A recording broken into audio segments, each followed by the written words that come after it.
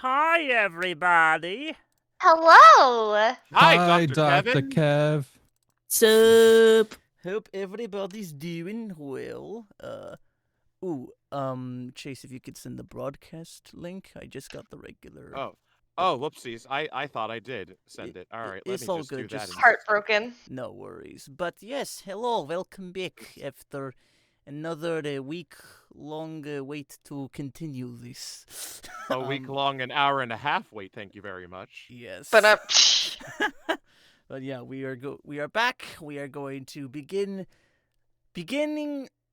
the beginning of the beginning of the Mandalorian, the Mandalorian arc. New arc. new New arc. New arc. Yeah, we have Newark. Thank you. we have Delaware? New York. exciting ideas in place. I Better hope than Detroit. everybody likes. It's better than Space Detroit. Jesus. Space Detroit. Space Detroit should exist in Star Wars, I would think. Like, I feel like we've been to the planet. what planet was that? Wasn't it the spaceport planet? The one that had like that Shit. that Wait, bat Pizza dude? Planet? Yeah. Yeah. Oh, that's right. They went to this whole planet where they it's where they killed Ventress the first time. Oh, cool. yeah. but And you- where you- where I started a bar fight. Yes, that Yeah. that But- probably was yeah. it. I mean, But you you'd didn't only- you guys didn't run to space RoboCop now, like But you'd only Not know that. yet. yeah. But you'd only know that if you watch the VODs or are a long-time subscriber here. Yeah. Yeah. Yeah. Nice plug. Yes, Nice be sure to- plug. I've been learning. I've been taking up a few notes. very smooth. But yes, you can be sure to if you are new here and would like to get caught up for future episodes, the links, I believe, for the VODs are in the description or just in the Twitch and down below. But yes, hello, welcome back. We are Revenge of the Critter D&D, a Star Wars 5e campaign set within the Clone Wars, and we are about a month into the world, and shit's getting interesting for the crew. And yeah, let's just go all before we get down to things. Let us go down the line and introduce ourselves. I am your DM, Kevin. I've been running it with these lovely people for the better part of a year, and I'm still surprised it's going on as long as it has. And ooh, tonight. Why are you is fun. surprised? Don't be surprised. Are you I'm kidding me? Don't say it like it's a bad thing. I'm like a first no. time For real. DM. How dare you. honestly. Never diss newbies. You're a master.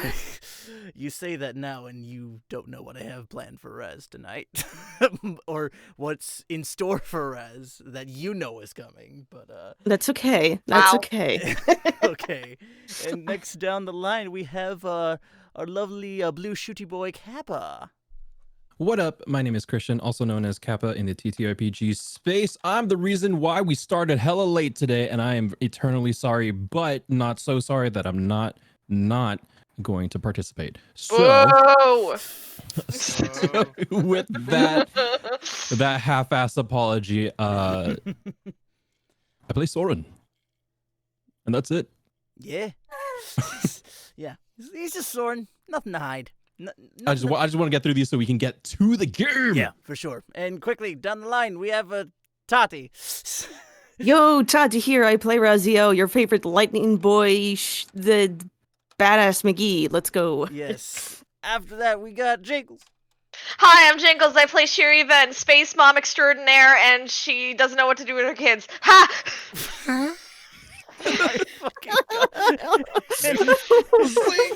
and next on the line, we have Chase. Got him. Hi, I'm Chase. I play RCO 947 or Viper if you're nasty. And yeah, Are we nasty? time to get deployed dressed up to kill, but not in like the violent way, but more of like the the metaphorical way. But maybe Yeah. the actual way. Who knows? All right. With that with introductions out of the way, I need to water my eyes. Water your eyes. Water your eyes, What? what? Oh, never mind. I was going for a bit. And my brain's not working. But yes, we will Sir? begin our recap. And yeah, if you everyone except Shir'iven could mute themselves, please, as we get the music rolling. Already done. Oops. And bye-bye. Damn it, Soren.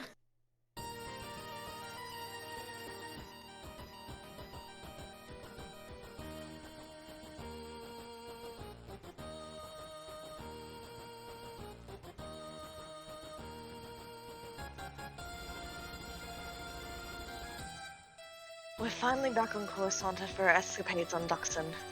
Sword and Voss seem to be spending quality time together as he's taken a step into his lightsaber training, while Raz is educating himself in speeder combat with other clones under my command. Speaking of that, Viper is associating himself with more of the clones in my battalion. It's good to see that everyone is finding their own place in the middle of this war. Now that we're back on Coruscant, it appears one of Obi's old friends would like me to pay a visit to see if an alliance could be formed between the Republic and the people of Mandalore. Let's just hope that his negotiation skills in all the time that I've known him have rubbed off on me. Oh, let me just do this.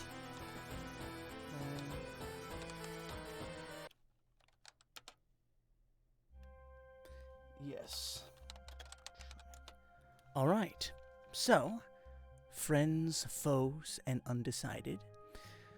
We continue on from where we left off as you guys are finished your meeting with Palpatine. Obi-Wan's ceased transmission, as well as Duchess Satine and her right-hand woman, Bo-Katan. I'm in. Yes. And, yeah, right now we'll say you guys are heading outside of the office unless there's anything anyone would like to speak with Palpatine. That'll reason hell no. I might. Not now. I'll go back later. Okay. But yeah, you guys got about a week of time to do whatever it is you would like to do throughout Coruscant, personal or otherwise. If everyone could roll me just 1d20, please. Oh, okay. Okay. 16. All right. 19. Ooh, 19 as well. Ooh, twinsies. All right. Hey. 6. All right. So, Ouch. we'll actually have these two events with Raziel and Soren going off around the same time. So, we'll start off with Soren. What would you like to do with the week or so of downtime you have? Just for yourself. Yeah, of course. So I'm just making sure that I am prepared for this function that we are having on Mandalore. So updating my wardrobe, making sure that I have the right color cape to go with the things that I purchased.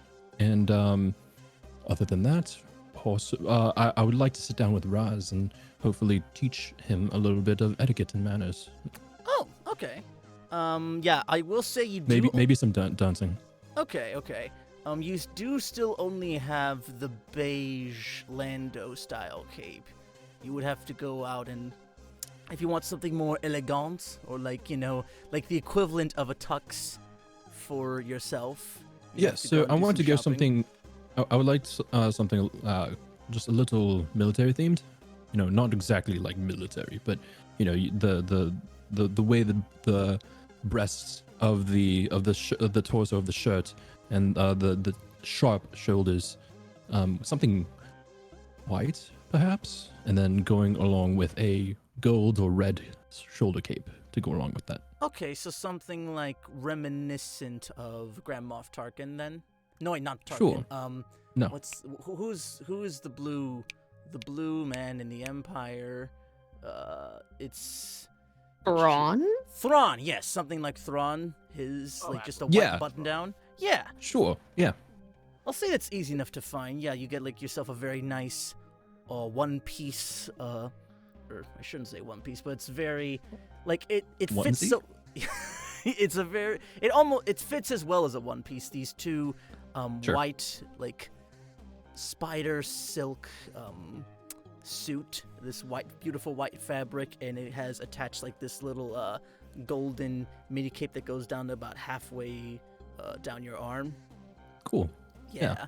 And it has like at least like embroidered like like the salesman goes like, sir, unfortunately we don't have these military pins you're looking for. However, I do happen to have a very nice collection of pins. I've procured them myself over the years. And like, you just see like this humanoid woman go behind the counter, and she goes, it's a little controversial, at least in some circles, but I have a nice little Mythosaurus skull. You see the Mandalorians rocking this all across their armor. It's quite designer-friendly. That is very cool. Sure, I take that one. Oh, are you sure? I've got also the Republic insignia, one for the Jedi. I also have some older organizations, or maybe just let me just see what else I have here. Oh, yeah, feel free to look around if you're trying to find another accessory for your clothes. Of course. Yeah, sure. And I guess Soren will, one, he definitely wants that Mandalorian one. Two, Okay. Is there one of that harkens back to some of the old Chiss families? I will actually take a look, because I see Chiss insignia.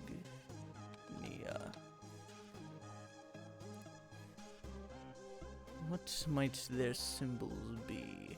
Yeah, one of the old, if anything, like just any of the old families that maybe I might recognize, to kind of like, oh yeah, like I'm a very important Chiss.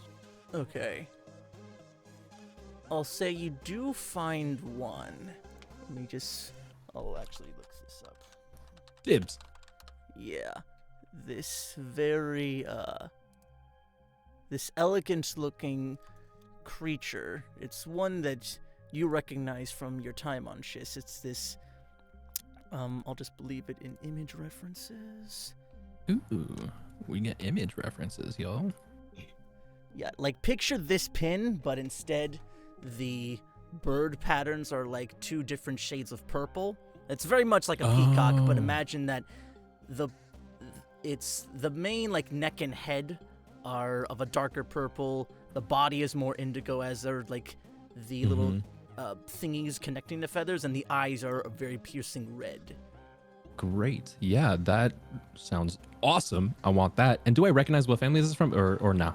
I just recognize it as Chiss. It's definitely a Chiss species creature, not from any particular family. Great. That is perfectly okay. I'll take that and the Mandalorian one. Ooh, all right. The Chissian Thunderbird. Very nice choice. Okay, I'll say with all of this coming down together, this is gonna run you about some measly 2,500 credits. 2,500. Deal. Ah, thank you so much, young man. You have a very blessed day. Thank you, and you as well. You as well. And then I will go about my day. All right, and we'll say you come back to the base with Raz, and Raz, you see Soren. Are you like still wearing the outfit, or you just have it in like these like very? Absolutely not. I don't want to have this wrinkled and spoiled and soiled before the actual big day. All right, but yeah. No, it is in the plastic protectiveness. I'm holding it very gingerly. All right. But yeah. So, Raz, you see Soren return with a couple of shopping bags. Very like it's funny. Even in this future time, they still can't work past plastic bags. It's like very Old Navy style bags he's carrying with him of holding the aforementioned dress and coat and cape. But yeah, you guys are now back at the base together in your own little barracks.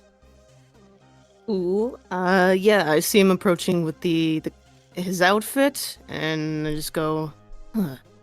You've been busy preparing, I see. Yes. I mean, we're going to someplace where the politics and the bureaucracy is at the very forefront of your social interactions, and so presentation is very important. Right. I mean, you understand that, right? I mean, yeah. I do.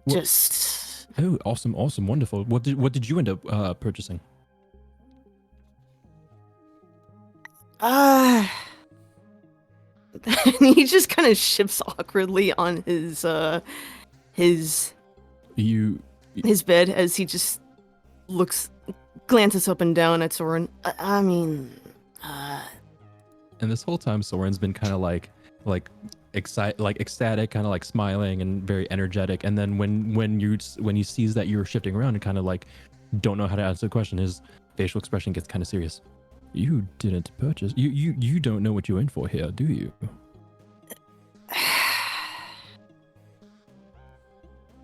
Okay, no, I have no idea how any of this works or what. Don't worry. Don't laugh. No, I'm not laughing. No. It is very humorous, but I'm explicitly not laughing. Look, even before I was with the Separatists, I was a farm boy. I didn't know anything about this stuff. I still don't. Don't worry. You are very lucky to have me. Listen, go out into town, purchase yourself some nice clothes, something along the lines of what we wore out to dinner during Viper's name day celebration, and I will make sure that I come up with a regiment, a curriculum, if you will, in this 1 week and get you up to snuff on all things bureaucratic. How's that sound? That, Speechless. Yes, that is the right reaction.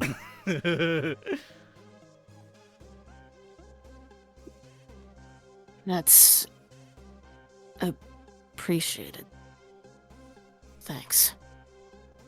You are very welcome. The last thing I would want you to do is embarrass yourself.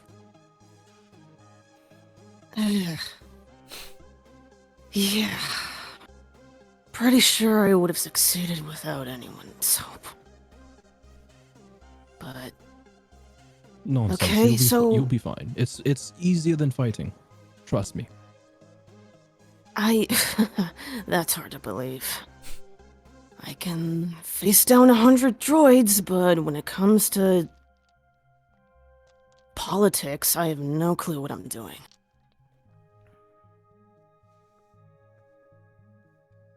I can work with this. He just raises an eyebrow at you and goes, hope you do. Yeah. So, what's the first step? The first step is making sure that you look presentable. So, like I said, go out, find something fancy. Don't spend any less than 1,000 credits. And then come back, I'll have something ready for you. All right.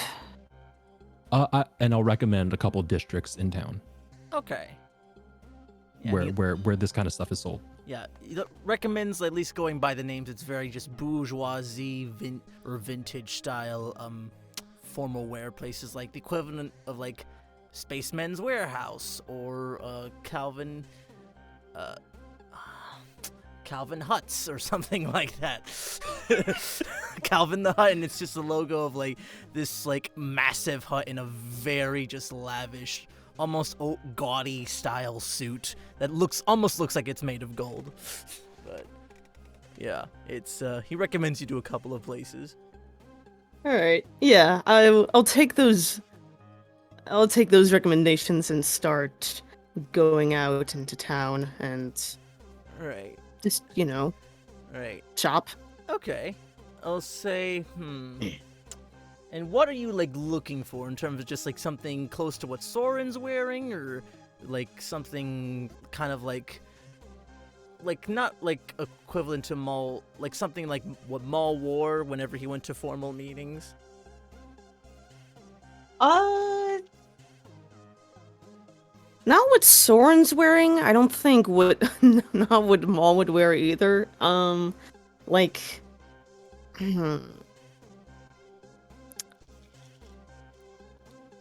not necessarily a like a straight on tux, but like,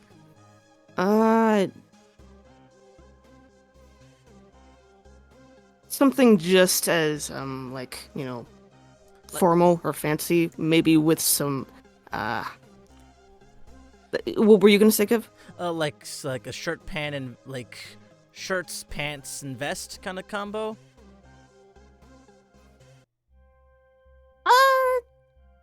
Kinda, yeah. Okay. Just, spruced up for something like this, for a ball. Okay. Would you get it with or without a boa? Without, probably without a bow. Okay. Yeah, the boa, just like for reference, it's at least like the ones that you see here. Some of them are like more lavish, like feathery style designs. Others are just straight up, actual fur, or even some have like little like scales to like make it look like some type of snaky creature. Ah, gotcha. Yeah. But yeah, so no to the boa then. All right. I'd say. Yeah. Roll me a D100 then. Okay, let's see what I got. Whew. Okay. We'll say for Raz, you stumble across one of this little gem right here. I'll just drop this in image references too. Like the woman just like leads you into, all right. Oh, your friend recommended you here, beautiful. So here's a nice little piece. It's like sleeves rolled up so your muscles show just a littlest bit with it, like testing the limits of the fabric. No ties, unfortunately, but I got this lavish black vest matching with the pants and this bantha leather belt. Ugh, it's gonna look so good on you, sweetie. So, yeah, she's just sort of like displaying this like on like a rotary style case. Yeah, he looks at the outfit, he looks at it up and down, thinks about it for a moment, and goes, would it... I can wear it with the sleeves down, right? Oh, if you tell... Yes, of course, if you want to play it, like that and hide all of those very spicy tattoos. I know you, Zabrak, have so many gorgeous designs under there, and it's just, by the grace of your creator, it's not exactly something you can choose, but I can understand if you want to hide those glorious features. Yeah, that's... It's like his eyes go a bit wide, and it's like it's clear that he wants to hide something, but he just plays it off like and goes, "Yeah, sure, that's exactly it. Yeah." How much would it be? For all this set and considering the exoticness of the material, we'll give it about 1,250 credits.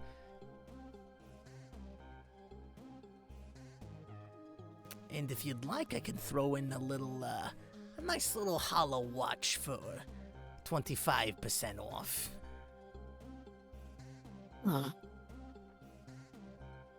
Sounds reasonable. I'll take it. All right, then that'll be an easy breezy 1,500 just for you, my friend.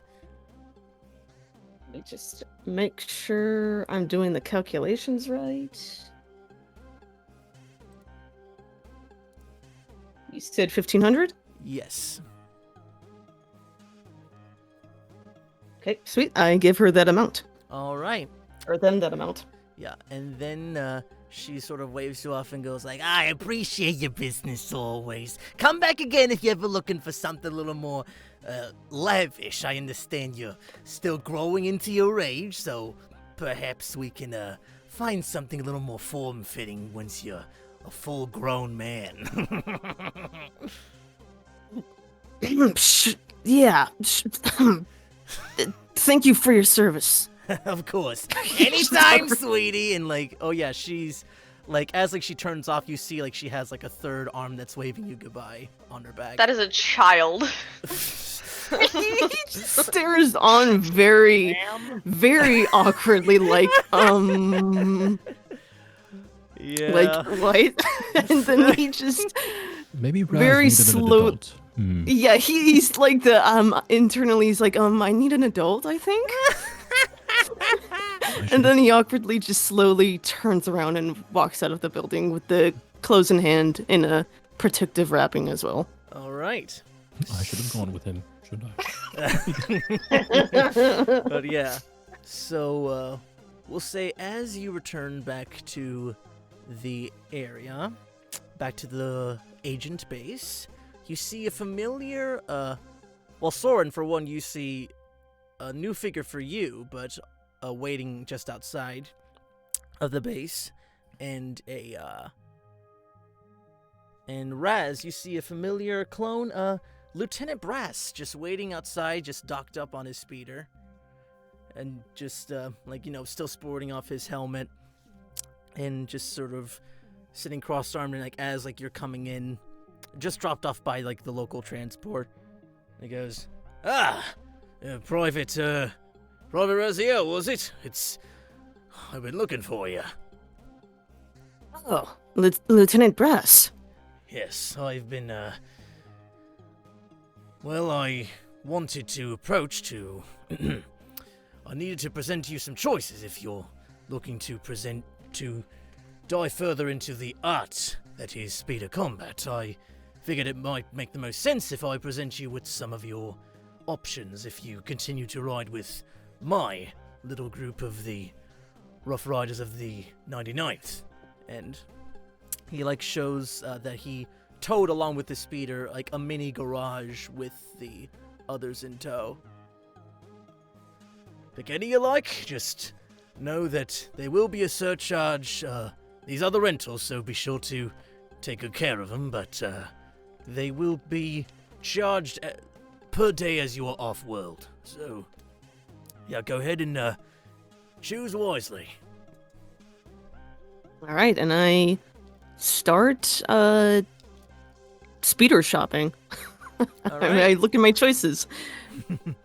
But yeah, you see just in the, I'll just go over it for the viewers. I'll just go to pins, but yeah, one of all of the speeders there, you see that there's the classic, clone, this one speeder, its name is the 105K Lancer bike, but it's pretty much a speeder with the clone face on it. It's very, a sleek design, and yeah, they all look very, most of them look like they have some military application.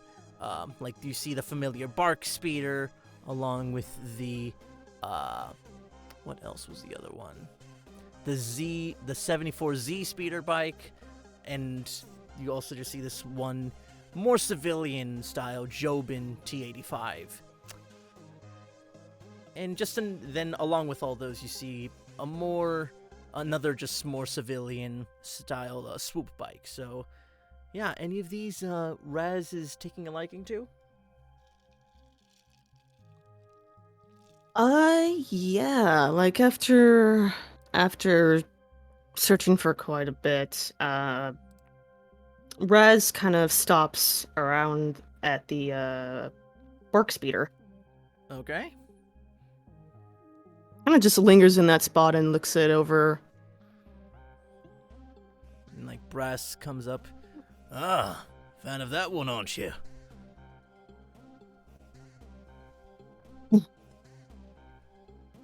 Yeah. Seems my style, I guess. How much would it be to rent it? Well, once you get off-world, it'll run you about 1,000 credits apiece, I fear. I think that's fair. 1,000 credits per day, I think. Sounds fair to me. All right. And along with your speeder purchase, and he sort of feshes along, goes along the wall, and he tosses you the Vibro Lance. You get yourself one of these puppies. It's fit. Think it might have a little bit more reach than your and fancy saber of yours? And he just he weighs the lance in his hand, kind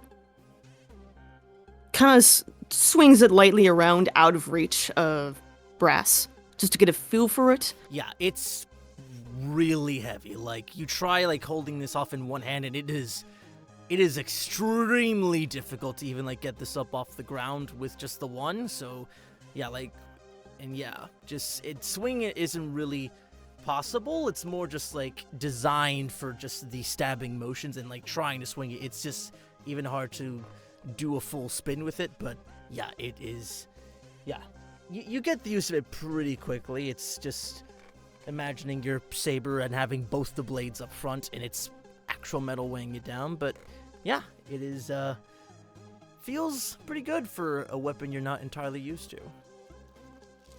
Not bad, Lieutenant Brass. Of course. I'll be waiting for you to wrap up your business, and yeah, I'm waiting on some of my other mates. We'd like to race around the tracks here.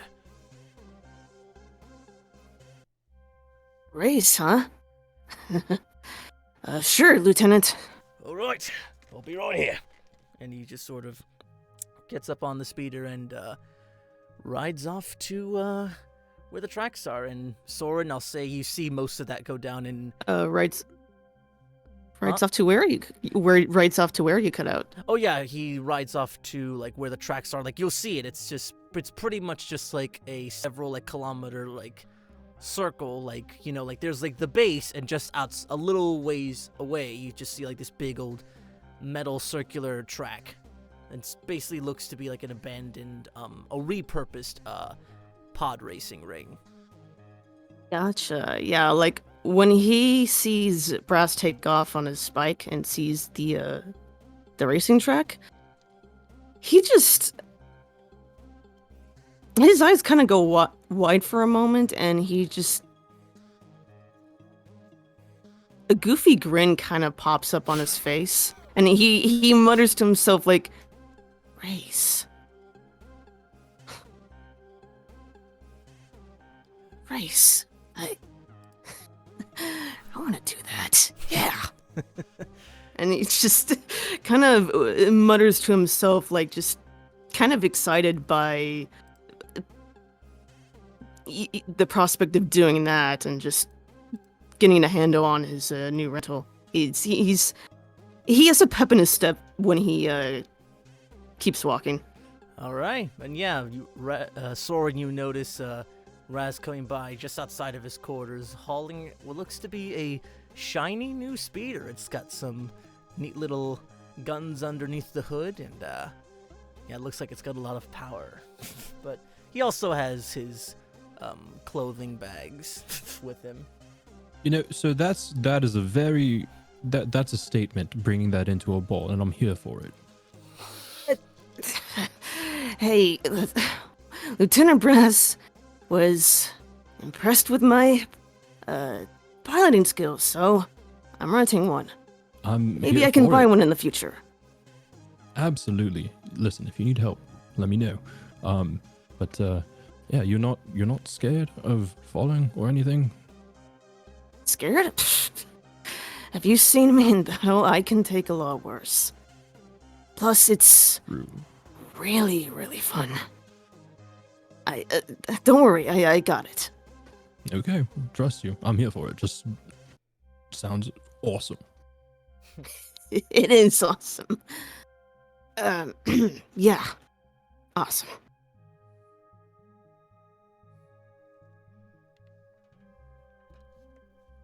And there's a couple moments of awkward silence. Yeah, you just saw Rez acting very much like a kid again, and you've never really seen that before. It's kind of surreal. Okay. So he's just, upon doing that, he just tries to gain his composure, and silence happens. I mean, you're perfectly okay to just stare at what you just purchased or just rented, you know? Go ahead, enjoy it. I'm still creating your curriculum here. Oh, Oh, as long as you're doing that, sure. Just let me know when we're ready to go to step 2, I guess. Oh, and then I show him the clothes I got. I got these too. Oh, perfect. Oh, that is very you. Are you gonna roll up the sleeves? I think I'll keep them down. Sure. He kind of shifts awkwardly at that before Listen, looking back up to Soren. later on, we'll try it on, and I hopefully it suits you. We have plenty of time. I think it's great. Yeah. Thanks. I'm going to be the bad boy of this ball. I can tell. I can feel it. He just kind of he kind of smirks at that. All right. So you're gonna head off to the pod racetrack then. Yes. All right. So, You will. Oh, are you gonna go with her, Soren? With them, Soren? Or are you just gonna stay No. behind and like? No, I have a whole curriculum to plan. Are you kidding me? I need to find a dance partner, practice partner for Raz. Are you kidding me? I can't. This is serious business. You can call Shiri if you need to come up with names. I think Soren would do that in the background. We don't have to RP that out if it takes too much time. Yeah. but We'll get to that. We could do that now, just before, so Shiri's got some time to play. So, yeah, you call up Shiri, and yeah, it's about midday right now in Coruscant. So, Shiri, what are you up to? Are you hanging off at the temple, or just out and about in the city? I am actually going to be getting my own dress. Yes. Beautiful. Yeah, I would rather get that out of the way first before I go about figuring out what the fuck I need to plan for. Oh, that's totally fine. Yeah, run into that that same boutique lady. Always has those fine dresses around, and she like sees you. Ooh, a Jedi! We rarely get those around these parts. Come. Let's get you a fine dress. What are you looking for? Something more like a statement, like I am a Jedi and hear my force, something like that. Or are you looking for something a little more subtle? Something for a political ball? Ooh, something keeping the peace. Keeping the peace, I see. You could say that. All right, let's. And are you trying? Not that this is important or anything. Are you trying to catch any eyes of the men in this little soiree? I mean, she kind of like is a little baffled at that. Like, she is blushing a little bit at that, like trying to discourage the conversation at that point. Just move on. It's and like she notices the silence, and she's like, "Oh, you don't need their answer, sweetie. When you've been around the galaxy as long as I have, you always know we always follow those basic instincts. So, all right, let's get you hooked up with the dress, okay?" And like she just sort of like pushes like buttons on knobs and like starts flipping through various dresses, and then she goes, "Here's what we got from the senatorial collection. A lot of people from there like to wear these. They're a little bit on the pricier side, but it is totally worth it. We got some lavish feathery designs here, and oh, so how about this one? A little something to show off the shoulders."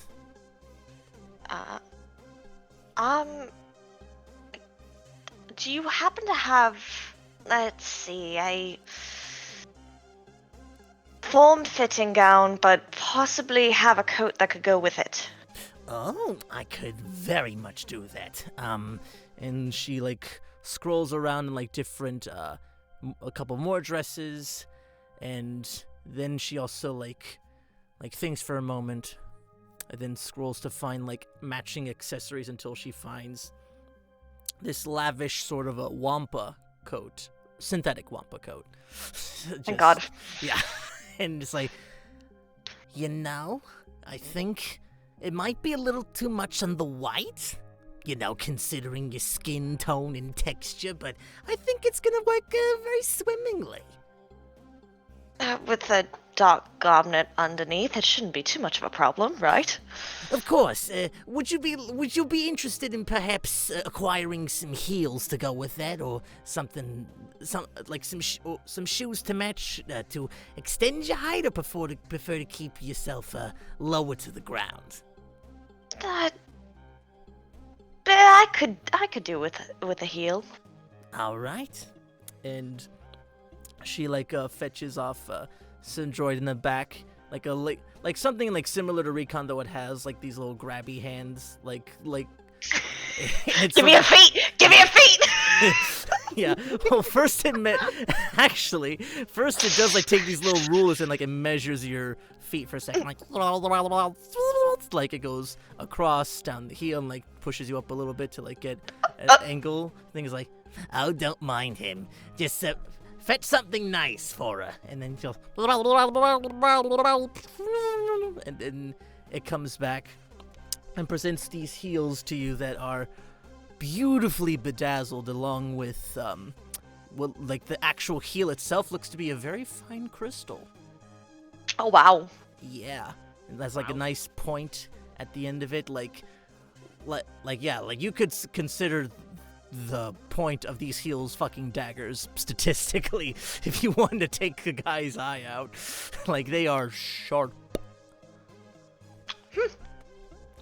I like them. Beautiful. Love it when we get agreeable clientele. So that'll run you about altogether. Oh, this is a very pricey set. I hope I don't know what you Jedi are like in the way of income, but this is gonna run you about 5,000 credits. That's totally doable. You'll love to see it. All right, have a nice day, Master Jedi. Thank you, Mom. Let me know how it goes with that man of yours. Okay. Shiri kind of smiles nervously at her and then turns away, and she's like, "Oh God." and as you're going out the store, you don't hear this, but it's what I give to be young again.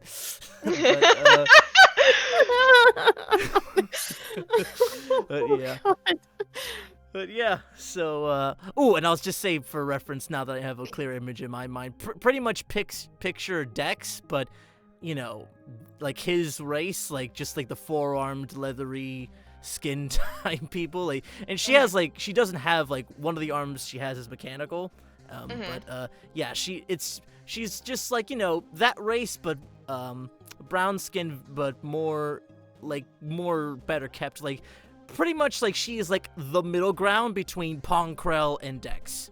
In terms of health. Yeah. Okay. Yeah. So yeah, and after you acquire your dress, you get a little call from Soren. I pick it up. Yes, Soren, what's up? Soren? Uh-oh. Soren. Soren. Hello. Check 1 2. Hello. Can you hear me? Yeah, I finally can hear you now. What's up? We have an issue. We have a problem. Issue? Raz doesn't know how to dance. That doesn't really surprise me. We are going to a ball. We are going to some place where formality and etiquette is of the utmost importance for diplomatic relations. Right. I don't think it is strategic to go in there without giving Raz some sort of, crash course. No, So- you are right, but shouldn't we worry about it closer to the day that we leave? See, that's the thing though. There's so much to learn. Shiri kind of looks at him, looks at the comm you do realize you're talking to a Twi'lek, right? Right. Yes. really quick, I don't know what that means. Kappa doesn't know what that means. Oh yeah. Oh, Soren it's does. Twi'leks are expert in dance. Okay, Yeah. perfect. So I get this. That makes sense. Great, wonderful. So I believe you and I would make wonderful teachers. The only problem is neither of us would serve as a good partner for Raz when learning, right? Do you know of anyone in the Jedi Temple or elsewhere that would serve as a great sort of partner to learn how to dance? Shir'iven thinks for a moment before a smile forms on her face. Yes. Oh, that's a very unique smile I've seen on you. What are you thinking? Search for my Padawan. D-Gag is her name. D-Gag. Okay. And she would be a... I'll trust you. Jedi Temple, look for D-Gag. D-Gag. She's usually in the gardens or in her room, which is... It's about a few doors down from mine on the left. Okay, wonderful. I remember what that was. Perfect. Thank you, Sherry. I will see you later. Okay, see you later. Boop. All right. Out of character, real quick. Mommy and Daddy hooking me up. What? Oh my gosh. Heck yeah. Also, I posted Shiri's gown and image references. Woo! We should pull these up for chat at some point. Yeah. I'll show the images, but yeah, we'll touch on some a little bit of Viper stuff before we get to Raz's thing. So yeah, Viper, you get a little text from BB. It says Dex's Diner, you and myself, 200 hours. Don't be late. Oh, okay. Viper just sort of like raised eyebrow and just sort of like looks around, looks to his left, looks to his right before like typing in just sort of like, sure, be you there. All right. Properly punctual and just like proper spacing and everything. Mm-hmm. She sends you a little salute thing where it's like a 7 and the O. And that's how she does it. Oh my god, emojis in Star Wars. Oh my god. Yeah. And yeah, we'll say like as you're getting that squared away, and one of the, Sora actually comes into your room, goes like she just gives a knock in. Come in, sir. By all means, enter. And she comes in and goes, glad to see you're back on Coruscant where it's safe. Captain Beebe informed me of your progress on Dux, and it was quite a harrowing adventure you had there. Harrowing is one way to best describe it, that's for certain. Can't exactly name many clones that have survived an encounter with a Force user, let alone someone as skilled as this Ventress as she described. It's definitely she's up there with that droid general with the lightsabers, that's for certain, but another day in paradise, as they say. I wanted to run by you a nice little upgrade. I noticed your jet packet is a bit of an older model, and I wanted to, myself and the boys, we discovered a stock held deep beneath the Republic factory, or at least one of the old storage facilities. Huh, really now? Mm-hmm. If you come along Well. and bring up your old model, and I'll show you what we'll be working with. Alright. Viper takes his jetpack as such and follows Soren. Or Sora, blah. Mm-hmm. All right. So, and like she as she let me. Ooh, just trying to find the reference for it.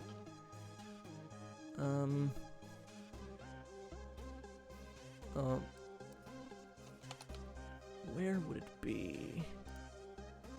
It's this, Old Republic style I'm looking for.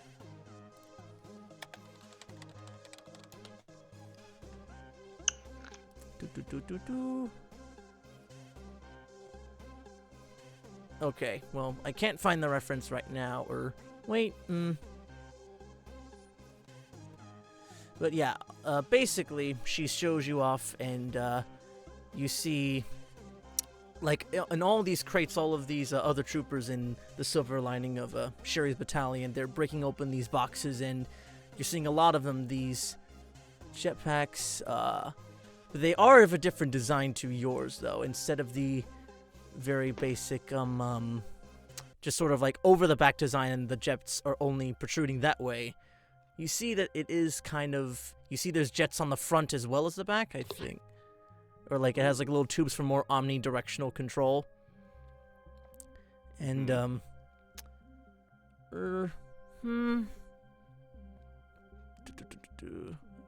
I guess we can... But, yeah, she goes on saying, found these, buried for the longest time here. Appear to still be operational, but, they should be... quite fun. They should serve quite well for air-to-ground assault missions, and especially for someone like yourself going behind enemy lines. I figure you would appreciate something with the amount of flair here, and I'll just drop like the closest thing I could find to in image reference saws. But yeah, just picture that pretty much. But there's also like jets like just like going over the shoulders up in front of the chest, but there's like two little exhausts like right around just below the just below like where the male breasts are for like more. Very nice. Should be about twice as fast, and should be able to be much more faster, and if you need to get out in a pinch.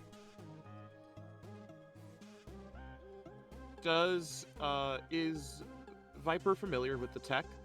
Not entirely, but she gives you a brief history that these were from the Sky Corps, the Sky Trooper Corps from the Old Republic.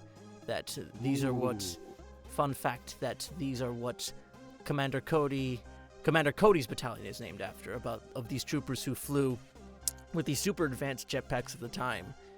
And she mentions, if you like it for yourself, it's feel free to take it, and we'll recycle your older model for the next line of packs. Well, if the offer's there, and he just sort of like swaps out his old jetpack and just shines some dirt off of the new jetpack and just sort of like tries his best to strap it on. All right. Yeah. So this is a Mark II X jet, an X Mark II jetpack. It's got 40 feet of movement. While you have this on, it's a bonus action to turn on, and Nice. along with that, while you're in the air, you have advantage on dex saving throws, Lovely. and you can bonus action dash as long as this thing is turned on. Nice. Yeah. Mark II jetpack. Very nice. You'll have to remind me about the notes afterwards, but just no, nice. Yeah. And she continues on. Hopefully these will improve off the capabilities of my units, and you always know that you're welcome to fight alongside me. You'll be one of the first I call should I need assistance. Thank you. Appreciate it, Trooper. Good. Now, I'd suggest getting in touch with your allies if there's nothing else you need to get done here for the day. It's been a bit of a ball fest, to be honest. Understood. And hey, Much needed Warfest, at least for you. Last thing we reunite now is to be at arms 24/7. Well, it's not like the Seppies are going to attempt attacking Coruscant anytime soon. And with tech like this, he points over to the jetpack, we're sure to wipe them out soon enough. Given time. We'll... Given time. But yeah, and she sees you off, and by chance for the thing tonight, just so I know ahead of time, are you getting into your birthday outfit again? I was gonna say, it's like, yeah, because it's like, that's like, hey, it was good the first time, so it's like, might as well do it again. All right. So we will say you pop out that bad boy, and we will return to you come nightfall. Awesome. Just change up the track. So, going back to Raziel, just as you are approaching the abandoned pod racer track.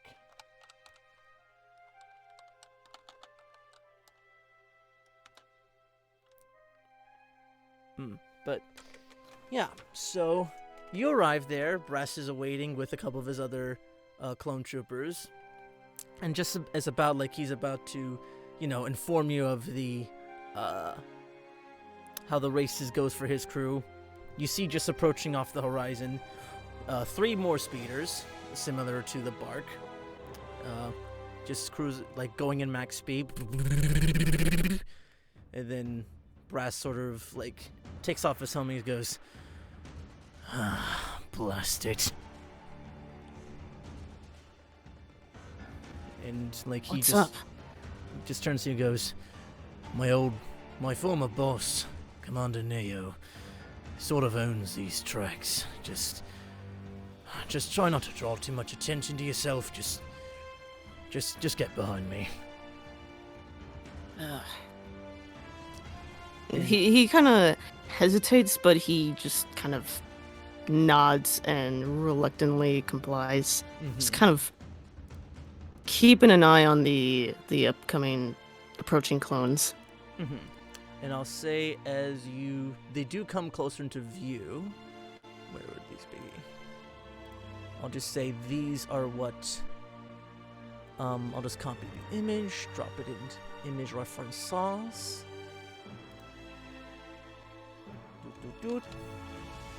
Yeah, you see these 2 clones, or 3 of them.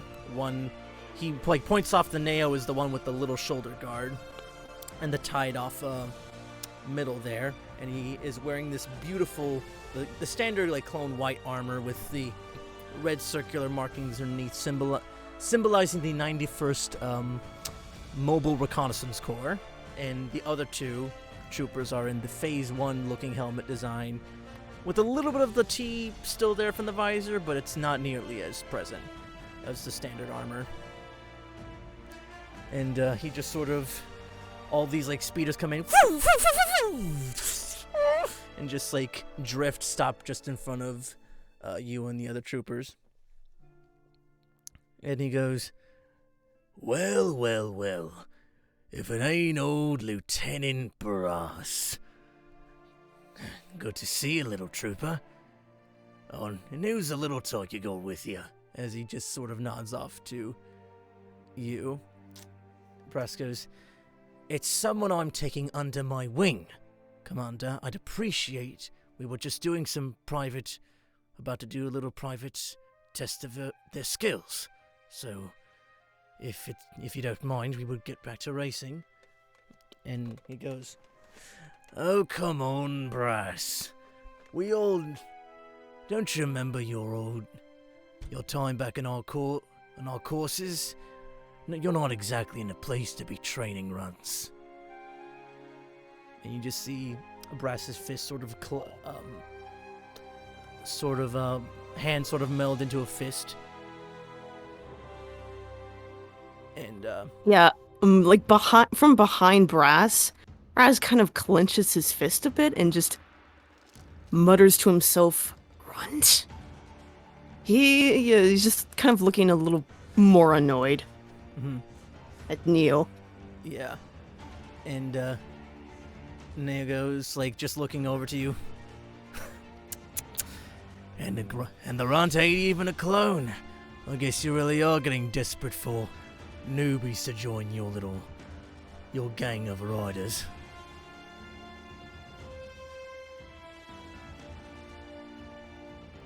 And, like, Neo just sort of, like, just, like, presses on his spear and just goes, like, sort of caressing it a little bit, just rubbing, like, the hood. You know that, you remember all that I've taught you, but even then you're still... even my privates can probably take on this little trainee you got under your wing.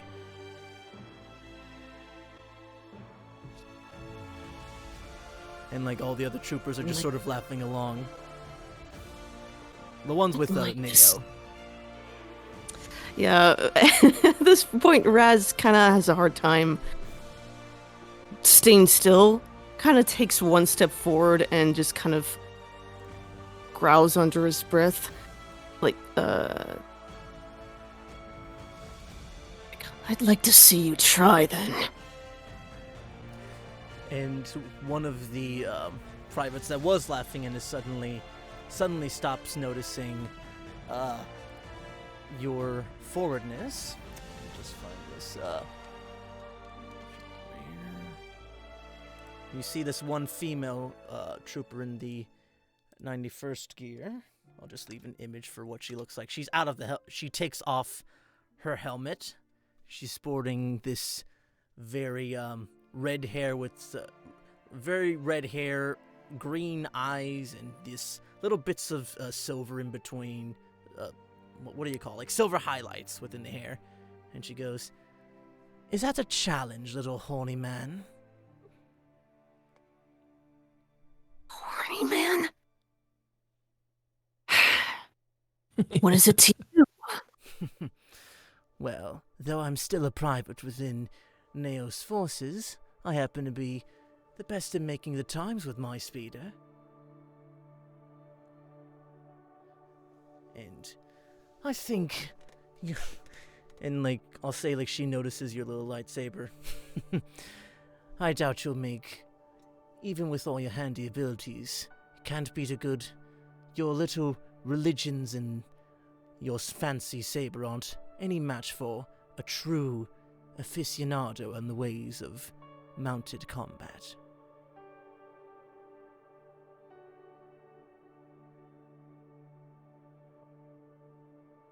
She just sort of, like, gives you this smug look from... Yeah, like, she's about your height, but she's, like, you can feel like she's looking down at you, if that makes sense. Yeah, he glares up at her, just scowling. Oh, no, until I try. Oh, got a little bite now, do you? And then, Neo sort of steps in. How about a nice old test? I'm sure my private, it's something she's far more familiar with, but if your runt is as good as he says he is, Brass, then shouldn't be no problem for the likes of him. And Brass goes like, I'm sure he could totally take her on.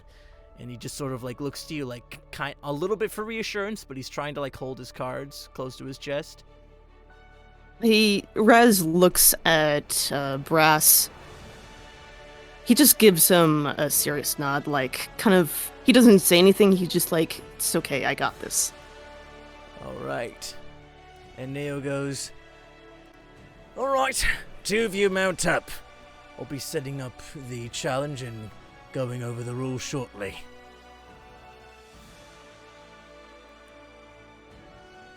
And and then, like, as, like, the other clones are, like, getting on their speeders and going off to the stands, the female trooper, she just sort of looks to you and goes, I'll catch you on the track, little man. And she just, like, hops on the speeder and, like, does that thing where you just let the engine go, just, but you don't go anywhere, and then she just, like, zooms off. Yeah, Raz just watches her zoom off, and he just goes, I'll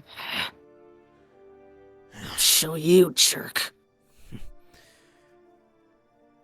And like Brass sort of like takes a moment with you and he goes, listen, I wasn't entirely upfront with my history, but I actually was transferred away from this battalion due to my lack of performance.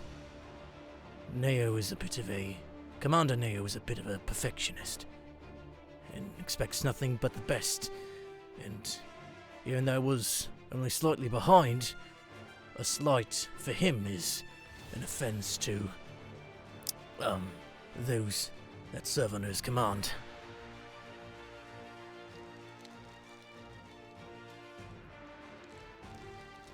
So what, he looks down on you just because you're not as good as him?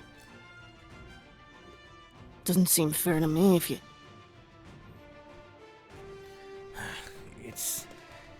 It's his battalion, it's his call, so unfortunately I can't exactly make my case to be transferred back in. Not that I'd sure I want to be perfectly honest, but it's... Just be careful. I know that that even his lowliest troopers can be quite vicious on those things.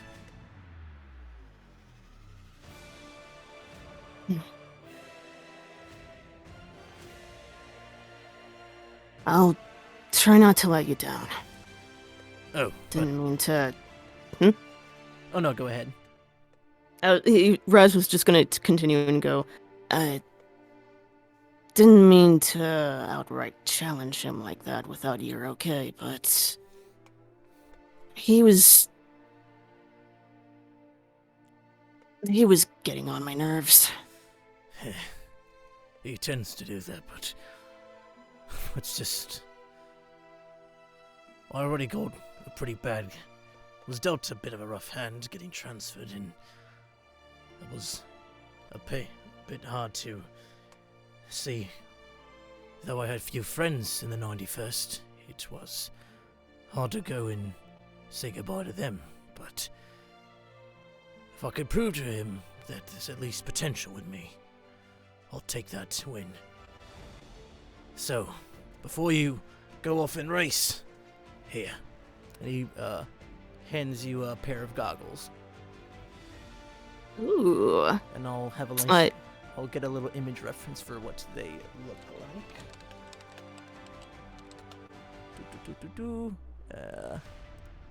So picture like these. I'll just put them in image references. Papa. It's loading.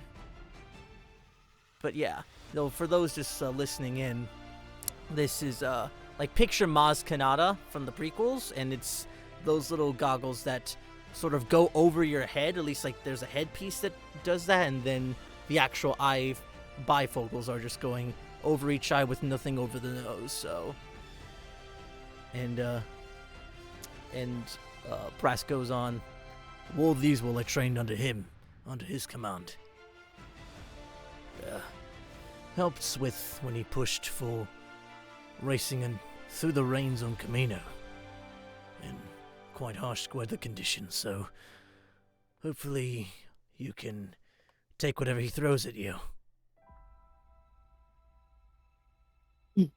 Raz, he like puts the goggles over his head Yeah. and just goes, Yeah, ahead. surprisingly they fit well, even with the horns. Like, they don't tear through the fabric. Just fits comfortably Nice. through. Nice. He puts them over his head, looks up to Brass and goes, I've handled a lot worse. I think I can take someone like Neil.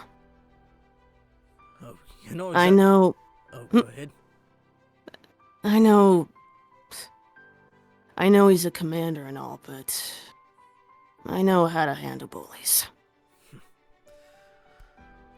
Well, I'm counting on you, Raz. I know it's your first time in the real thing, but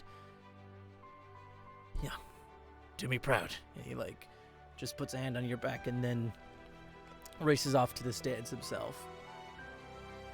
I just, I give him a thumbs up as he's going and say, I'll do my best. Yeah, and he nods off, and yeah, then you guys will fast forward to like just about sunset, and there's like you guys are brought at the starting line, and Neo gets on the loudspeaker and goes, "All right, troopers, your exercise, your objective is straightforward and simple, so shouldn't expect any questions from the likes of you. We're going for one lap around the ring, but there's a catch." And like you see just like a couple meters ahead of you, these little platforms coming out of the ground, and they each have their own little ring that gets like, and there's like several of them in front of you, and like you assume they're coming, and you see the last couple of rings form behind you. And he goes, "Your objective is to wait for one complete lap around the ring. However, your goal is to have all the miniature rings around your lance and intact. So, whatever you can do to grab them and bring them back to the finish line, we'll consider that a victory for you. Sound good?" And like the private woman, like she still has her helmet off right now, and goes, "Yes, sir, Commander." And Raz just pipes up and goes, "Loud and clear." "All right, take your places." And one of the the other 91st clone sort of steps up between you guys, holding off a little pistol. And you have the goggles on now, right? Oh yeah, I put them on. And as I get on the bike. Mm-hmm. All right. Oh, did you cut off? Maybe, I guess. Oh, no, you just, I just said... heard you just got on the bike. Oh, so I did cut off. Yeah, I put the goggles on as I get on the bike. Okay, got it. And as you do, the clone next to your side goes, "Hope you're hungry, little man, because you're gonna eat some serious space dust."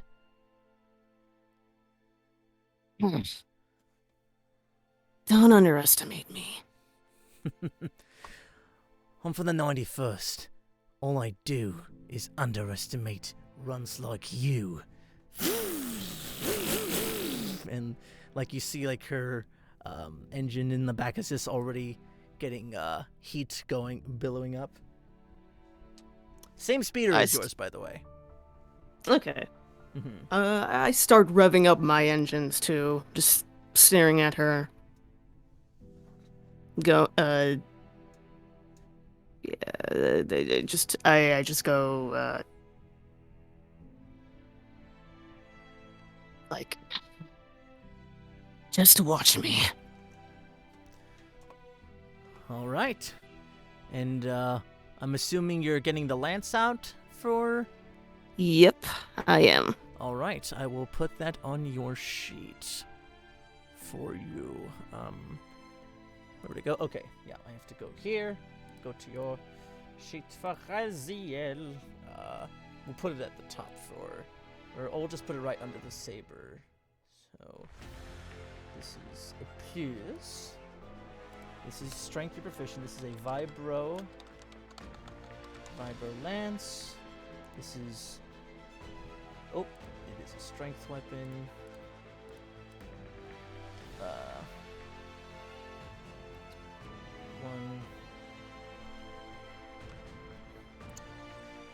It's 1d12 and 1d8. Let me just test that out real quick. This is medic.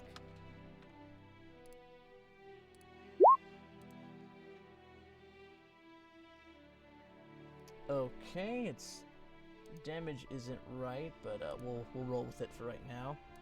But yeah, so the clone sort of gets in his position, and I'll change the music really quick. And Neo goes like, "On your marks!" And the clone raises up his blaster pistol, right between you guys. It's set! Like, the clone next to you, she like brings her helmet down and along with her little viewfinder thing on the side. And then the clone yells, "Go!" Blaster pistol goes off. I need an initiative roll from you. Hey. Alright. I will get the other music going. I don't see my token, so I'm just gonna straight roll, I guess. Yeah, it's all theater of the mind, so don't worry about it. Sweet. Where would it be? Not bad. Oh, 19. That's good. That's good. Where we'll put in. Let's get in this one. Oh, let me put in. Oh, let's do.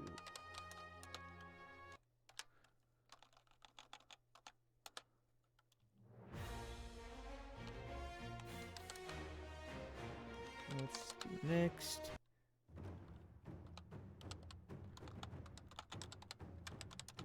All right. So, with a 19 for Raziel, let's see what this unnamed trooper has. Ooh, yeah, that's gonna suck for her. So yeah, it is your turn first. So Sweet. Also, she doesn't have a name yet? she has not given her name. No. Okay, so she's just bitch face. Okay, if you want. All right. I'm not in game. It's just like my own nickname in my head. All right, go. All right, so yeah, you get the first turn, and yeah, so yeah, just so like you know, Rez, there are like 5 little stations that have the rings on here. So yeah, I'm assuming. I start moving, and that's how I see the first platform with the ring. All So right. I just keep going. I just keep moving. Okay, yeah, so yeah, what you need Fast to do. and furious. Okay, so yeah, for this you need to, like, yeah, like your objective is to try to hit the ring and like get it like within the lance. So yeah, to pick it up, you're gonna have to roll to attack with the lance to try to get it inside Okay. there. So yeah, go ahead and make, and this works like your regular attack. So you're using your full, like the mount is going the full action dash, so a full 270 feet, I think. And yeah, go ahead and roll your attack to get the first ring. All right, it's just pressing the vibro lance. Mm-hmm. Okay. 11. Ah! Oof, it was close, but yeah, you managed to just like quickly like snag the first ring, and like your eyes are closed, and it's just like you just hear ding, and it's like, yeah, like you have like at least a tiny little ring around the first, just around the end of the lance. Yeah. All right, and you're already off to the races. So now, do I? Yeah, we'll say like you get just towards the, just before you reach the other ring. If you want to try to make a pass at that at disadvantage, you can.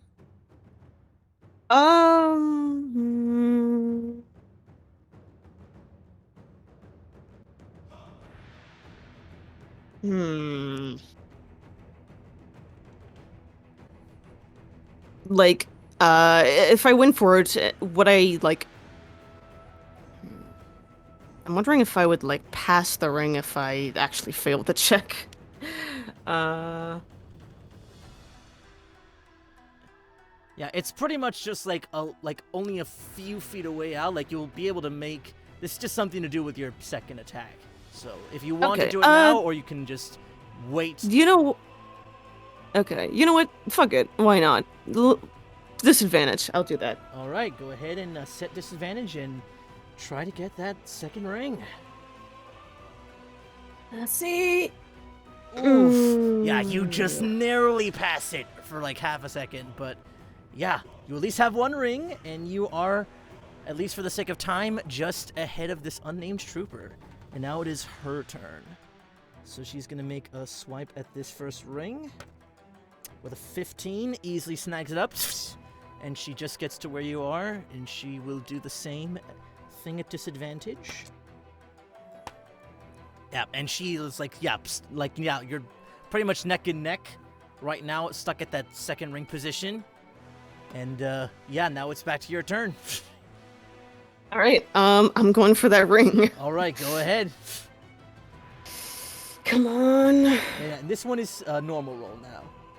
Yeah. Okay. Again, just barely. You just, like, nick of time, just like sort of drift. And off to that next ring.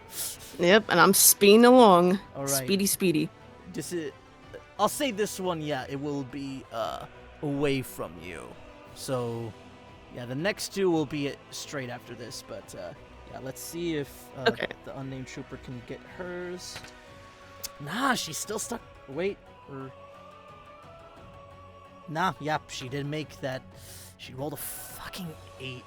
Wait, no, with her bonus, yeah, she would have gotten it. But, yeah, she's just lagging behind you right now. And by just, like, a cup, like, barely 5 feet. She's just you're neck and neck with her. And, actually, she is gonna try to, she's gonna toss a grenade, a small orb in your direction. A small what? Like a small little orb in okay. on your path. I thought it was gonna be a grenade at first. Like, what the fuck? Yeah. Well, it is a type of grenade, so I need you to make me a wisdom a wisdom saving throw. Okay, I have like nothing for that, so it'll be at advantage because of the goggles. Oh, okay, cool. Wisdom. All right, yeah, you succeed in being blinded as she tosses over this grenade, and it's a big flash. And yeah, you are still in the race. But nice. All right, next two are a little bit are much closer to each other, but they are about the same hardness to hit. So if you would like to use, yeah, so these will be straight rolls for this first one. Okay, definitely. Right. Fiber lance, easy snag. Nice. All right, and the one right after that. Okay, another straight roll. Yep. Okay. Oh, flying colors! Like, not even thinking, you're just sort of like, dang, triple.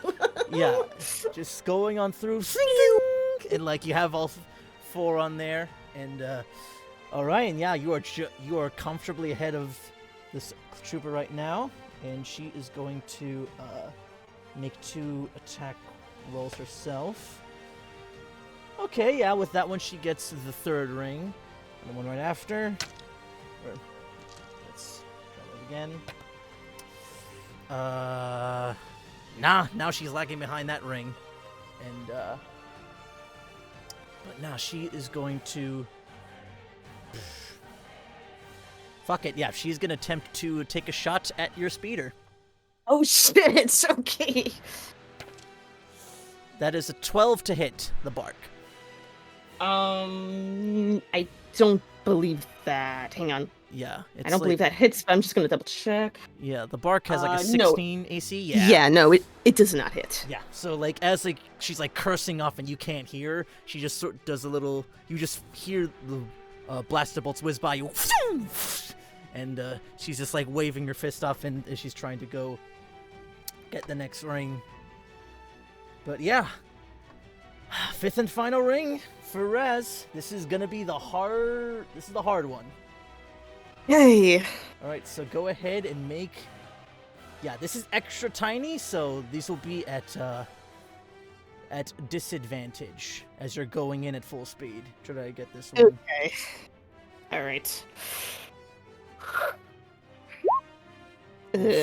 Nah. Yeah. You're pretty much just like, yeah, you'll need like max speed to get to the finish line, but yeah, you're still a little bit ahead of her. So. Okay. Oh yeah. Don't I have another attack? Yeah, you do. You do. Yes. Go ahead. Okay. And roll Also all right. Also a disadvantage. that. Yes. Okay. Come on, be better. 18. So close, but all Damn. right. Yeah. Yeah, she's still stuck on that third ring. She's gonna attempt to try to grab that. Nah. All right. Next attack. Oh, that's a natural 20, so she easily snags that. And that's the third ring, and she's on her way to the fourth. Okay. But yeah. Right, same thing again. If you're circling around and trying to get that next ring. Yep, I'm still trying to get that fifth ring. So, Right. disadvantaged or Mhm. okay. Come on, one of these. Nah. Okay, I got my second one.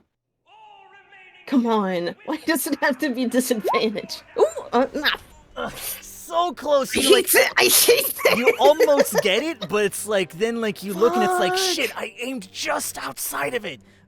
But all right, yeah, now she's got to deal with this disadvantage too, and her rolls are even shittier. So, right, she's now off to the fourth ring. Nope. All right, 24 gets it. She's she's now pretty much just behind you and about to reach the fifth ring. So go ahead and make your 2 attacks. Okay, still disadvantage. Yes. Okay. Come on. Come on. Fuck. Yeah, you're just circling around it and just like Jeez. you're getting so goddamn close. But Oh my god, this yeah. is. Come on. yeah. But yeah.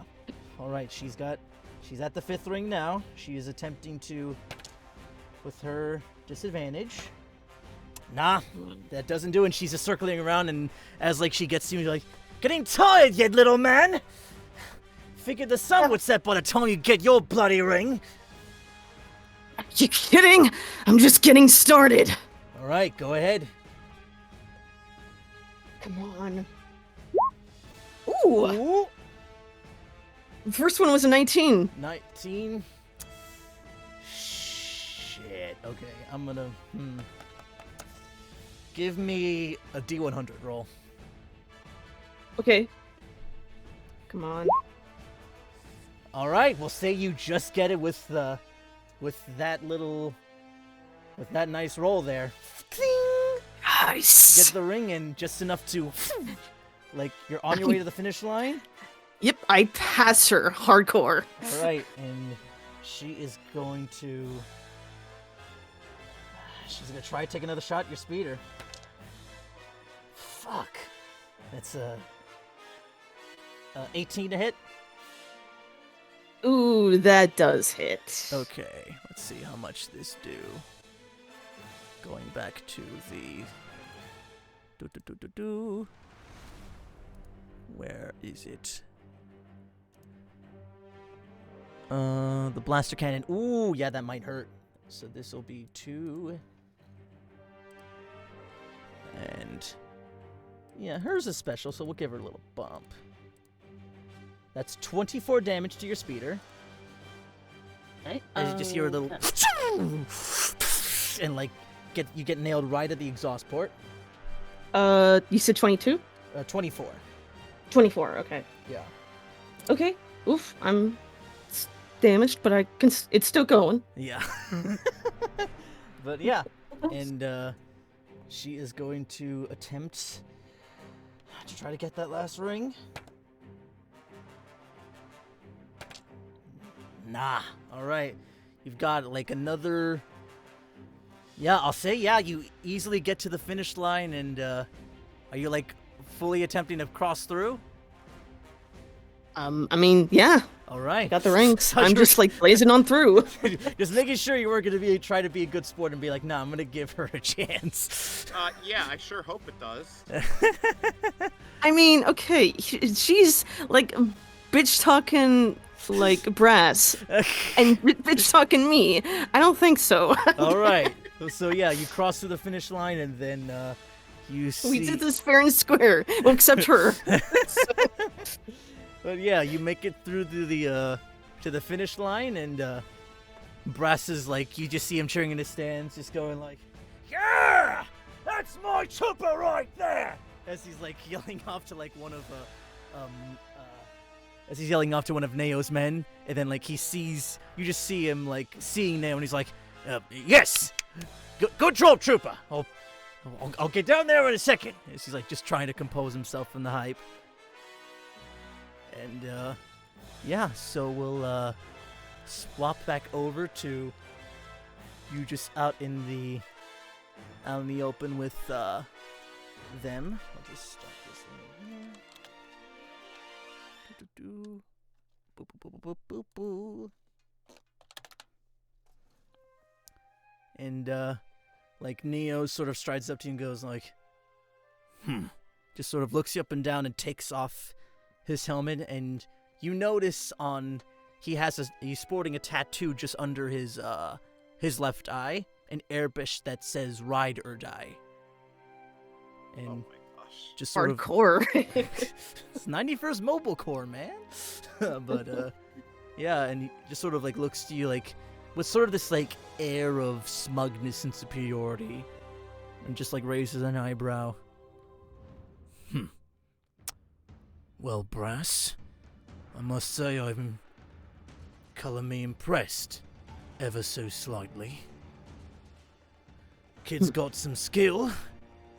Not exactly the grace I would expect out of my own troopers, but something nonetheless to make note of. And like he takes out a little notepad, just scribbles in a little something.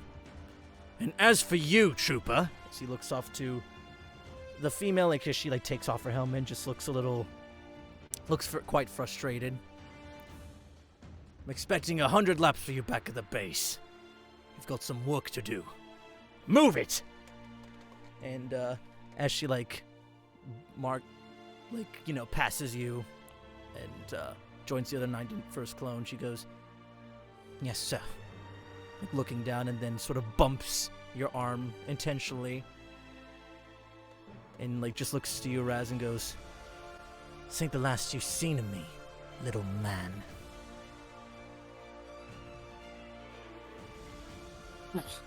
I'm sure it's not.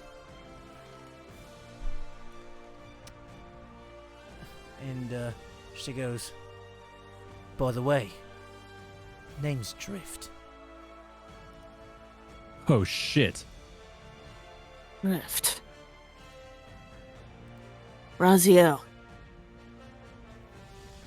She just sort of nods and then rides off on her speeder in a bit of a harumph. And then Neo just sort of looks to Brass and goes, "Must say that surprised that it's been a good. Didn't expect to see one of my best be taken off from the top like that. You've got some work ahead of you, Brass, but I expect to see more of your men on the front lines." And he just sort of looks to you, Raz, and goes, "As long as you can maintain that hot head of yours and stick to orders, I should expect to. I wouldn't mind having you by my side, along with my troopers. Just watch that attitude of yours."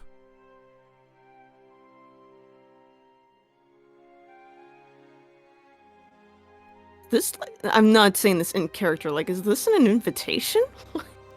Oh no, like he's just like, I mean, you can't tell if it's an invitation or like a thinly veiled threat, or I'll say like roll insight. Yeah, like I want to, I want to insight that. And I'm like, Sorry. Natural I am on 20. fire!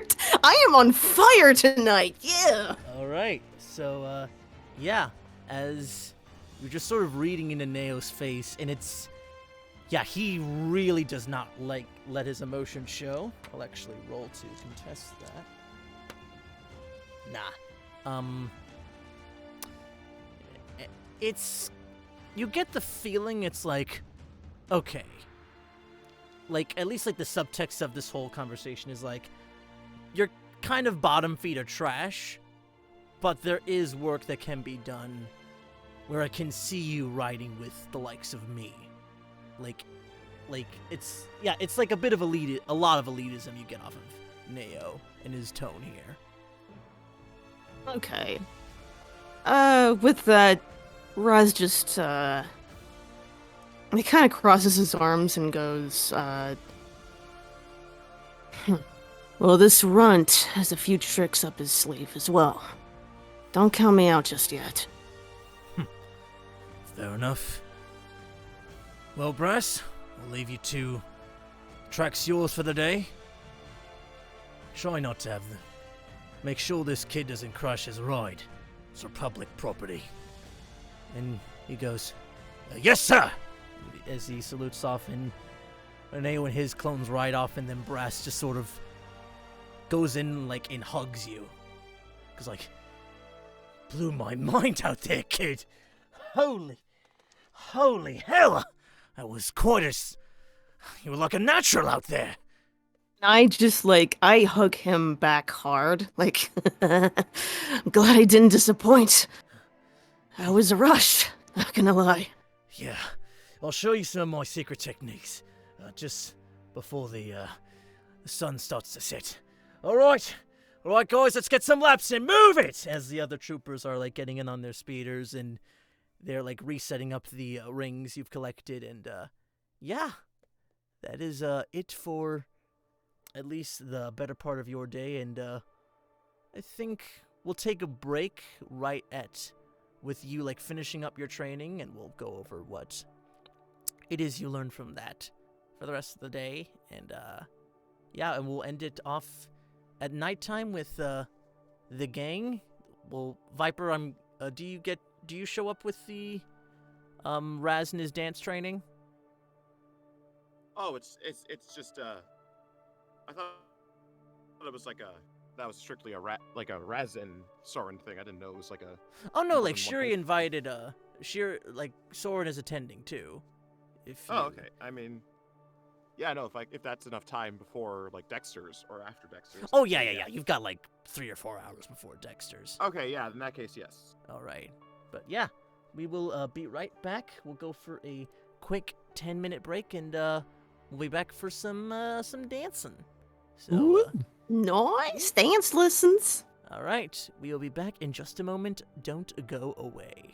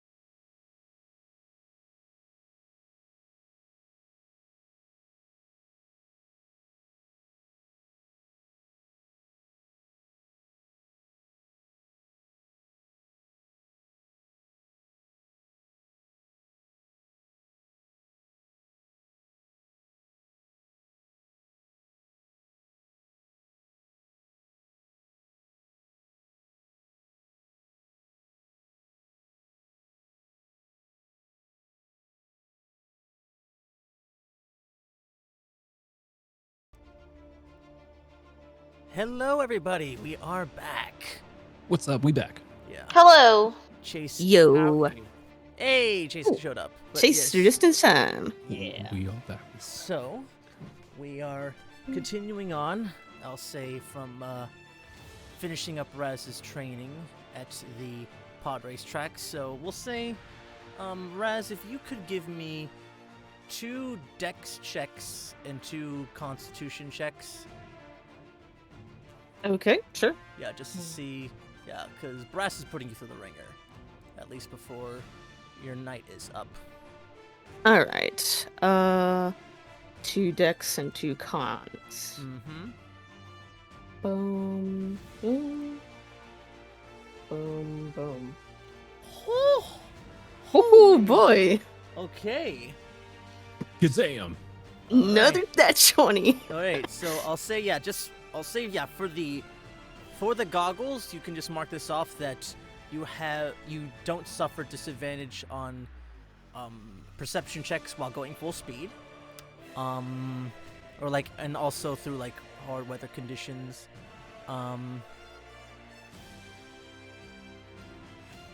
Nice. You learn to fend off attacks around you. Yeah, you know.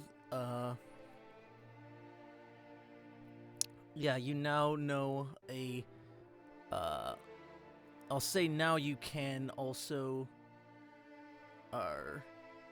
Along with the lance, you are given a.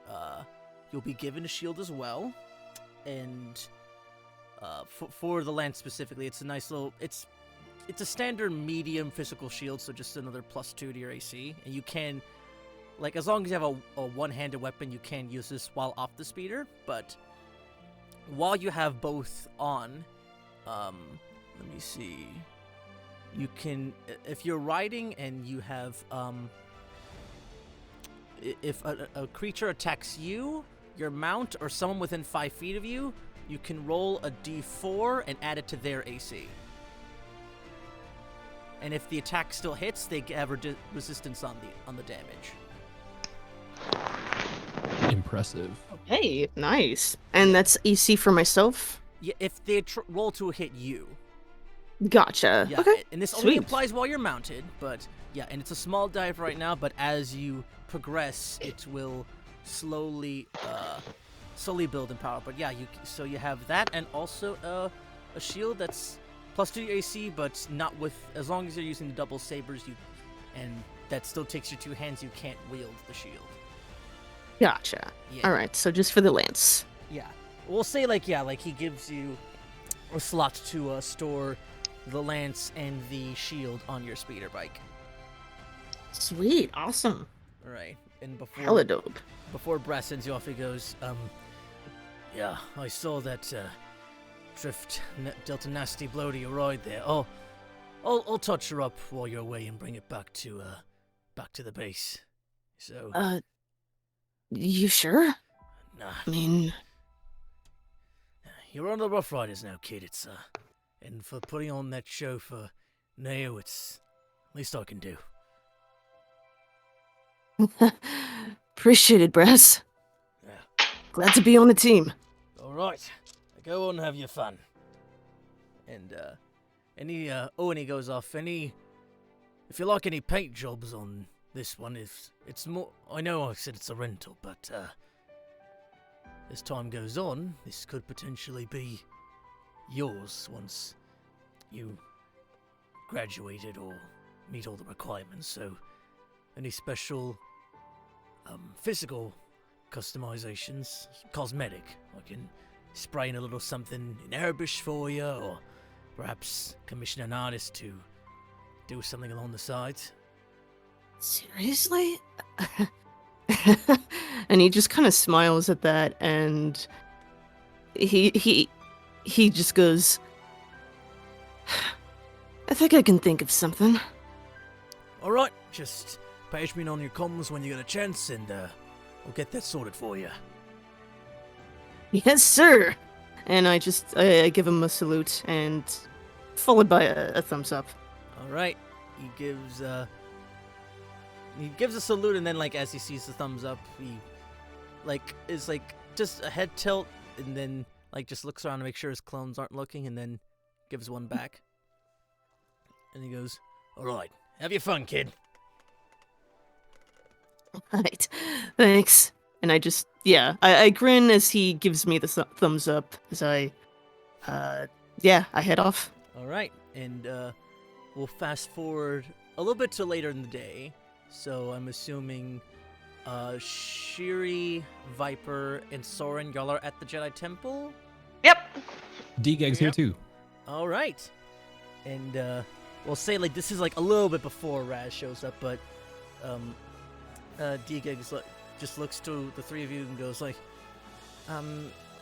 is there a particular reason why you called me here, Master? Well, here's the thing. Raz isn't familiar with dancing, and he needs a partner to learn, and, well... You're the perfect height. We obviously, I don't believe we've met. Like, just looking to you, Soren, and, she's this, Nautolan, I believe is the name of the species. Mhm. Yeah, Mhm. so basically Kit Fisto, but she has this, like, orange hue to her skin, and the tentacles are tied off in a little bit of, and just a singular big old ponytail altogether, rocking the standard, dark brown robes, but she just sort of looks to you with her, like head tilt and goes like, I don't believe we've met. Oh, I work looking over at Shiri, with. Nods. Yes, I work with your master. Oh, yes. My name is Soren. You can refer to me as, Soren. Okay, that's noted. I don't know if you noticed, but Raz is quite a bit taller than me, at least by a few inches, so it might be a bit awkward to have him do that. Well, literally anyone else here is unfit in height.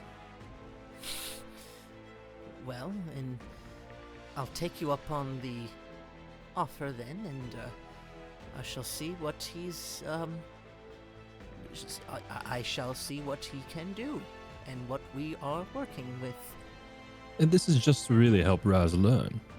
Of course, I trained Raz, or at least we had a good spar, and he was quite capable. Did a good number on me. I won. Let's just so you're aware, but he did a good number on me. I'll raise an eyebrow over to Shiri, as in like at I won, just kind of like, really? She did. Mm-hmm. I took him off to the infirmary and everything. He was pretty banged up. Did it all with her hands as well. Raz, we're talking about the same person, right? Mm-hmm. She like nods The one that with her eyes closed.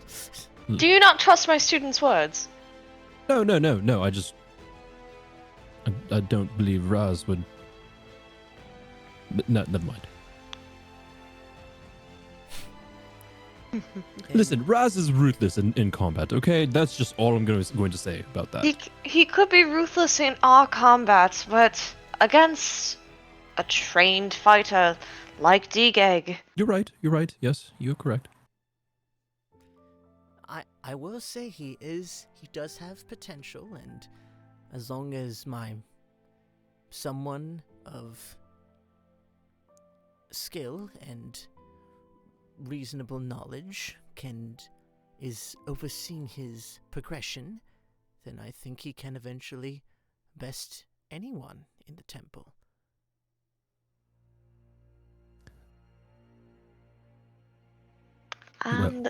And that's why I'm having you help him. So thank you again for that.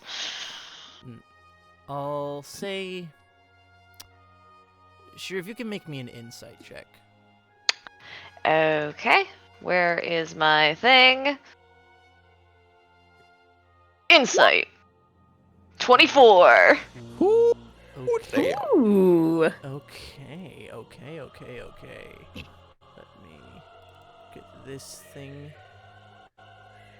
Where would that? It's in Jedi something. Piloting? What are we my bad. piloting? My bad. I was trying to edit the capitalization on it, and then I actually accidentally hit the thing. You're good. It happens. Where? He's like daydreaming about piloting something. Yeah. My bad. Yeah. You're just picturing piloting Raz's speeder. You're going so fucking fast. Why are we going so fucking fast? Zoom, zoom. Yeah, what? Okay.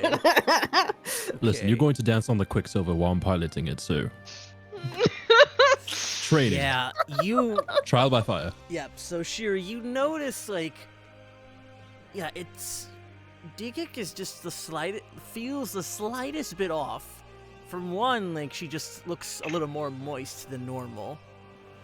You can't tell if that's from nerves or from what exactly, but she's also just seems suddenly a little more uncertain. Shuri at that, she kind of raises a brow, and she does carefully place her hand on Digeg's shoulder. Is everything alright, Digeg? Yes, everything's fine. It's just I particularly spend my time with the other women within the order. I don't.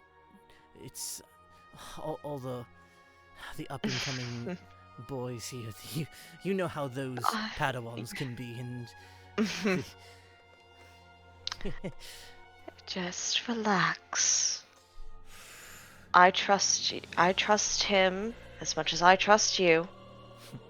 You are more than capable, and honestly, I'm pretty sure you can't still whip his ass. The music change was just so...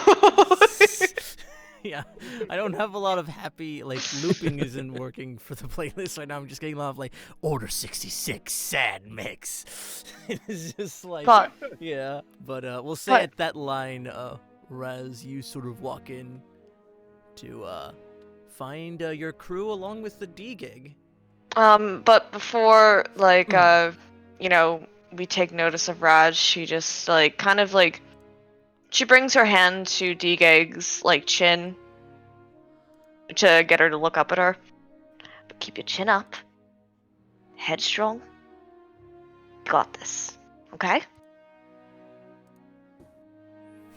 And, she just gives a nod and gives, she's sounding a bit more reassured with, a little...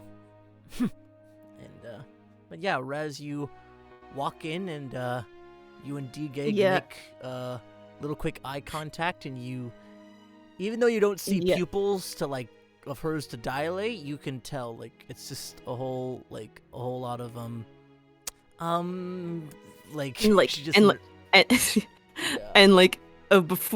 before he notices Digig, he's just coming in, just a quick glance, notices the three of you, and goes oh man, you would not believe what happened to.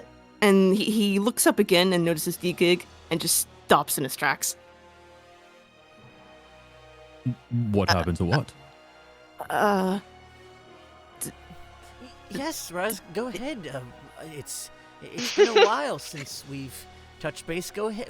What did you do today? D-Gig, hi. I just got back from a race. With clones. Oh, you're racing with them. Sounds fun. Yeah, I was training with Lieutenant Brass and some. She's just nodding along with all of this.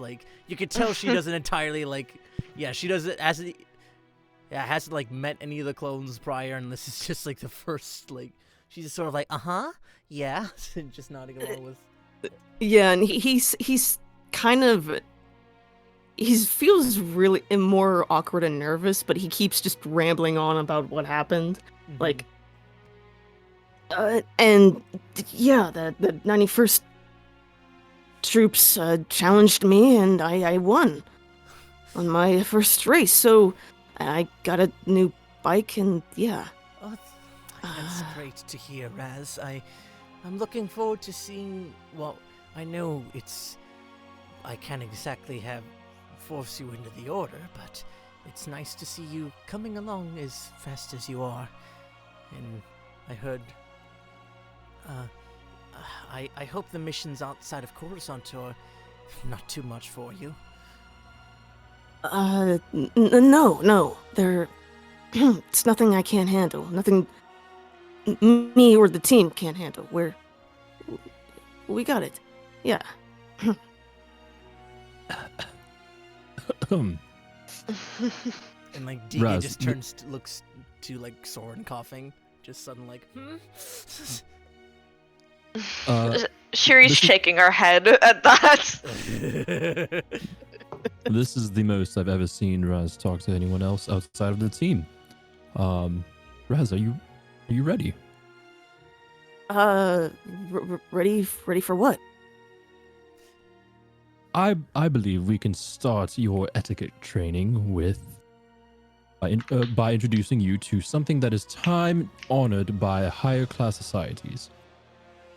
We're going to teach you how to dance. Oh, right. And what's right. more is that D-Gag here has graciously agreed to be your partner. She at that like D-Bag does like the Kit Fisto smile at episode 2. She kind of just does that. Just like, but you can tell it's very kind of like, like it's just like this like awkward energy to it. At the mention of that, what, Chase? Wonderful. Wait, I gotta get the fucking image. Yeah. Wait. It's an image references. Yeah. Yeah. Wait, let me... Oh, like Perfect. I'll open. Oh my god! Oh It's so god! creepy. It's so creepy when it's just a still frame. Yeah. Hold on. I'll get that out of there.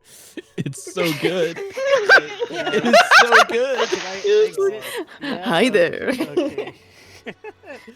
Yeah, she just gives this, but like imagine that smile, but there's like a little bit of like awkward like uncertainty. Oh god, another. No, why?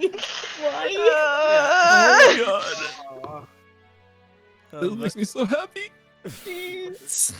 You put this evil into the world.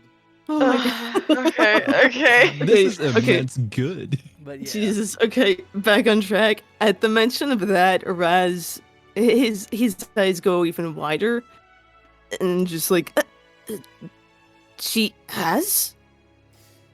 She very much Is he- so has. Yes, I did do that, but before we do that, might I meet this other friend of yours? As she like sort of like very like speed walks over to Viper and is like, Oh, this is the first time meeting a clone. Wait.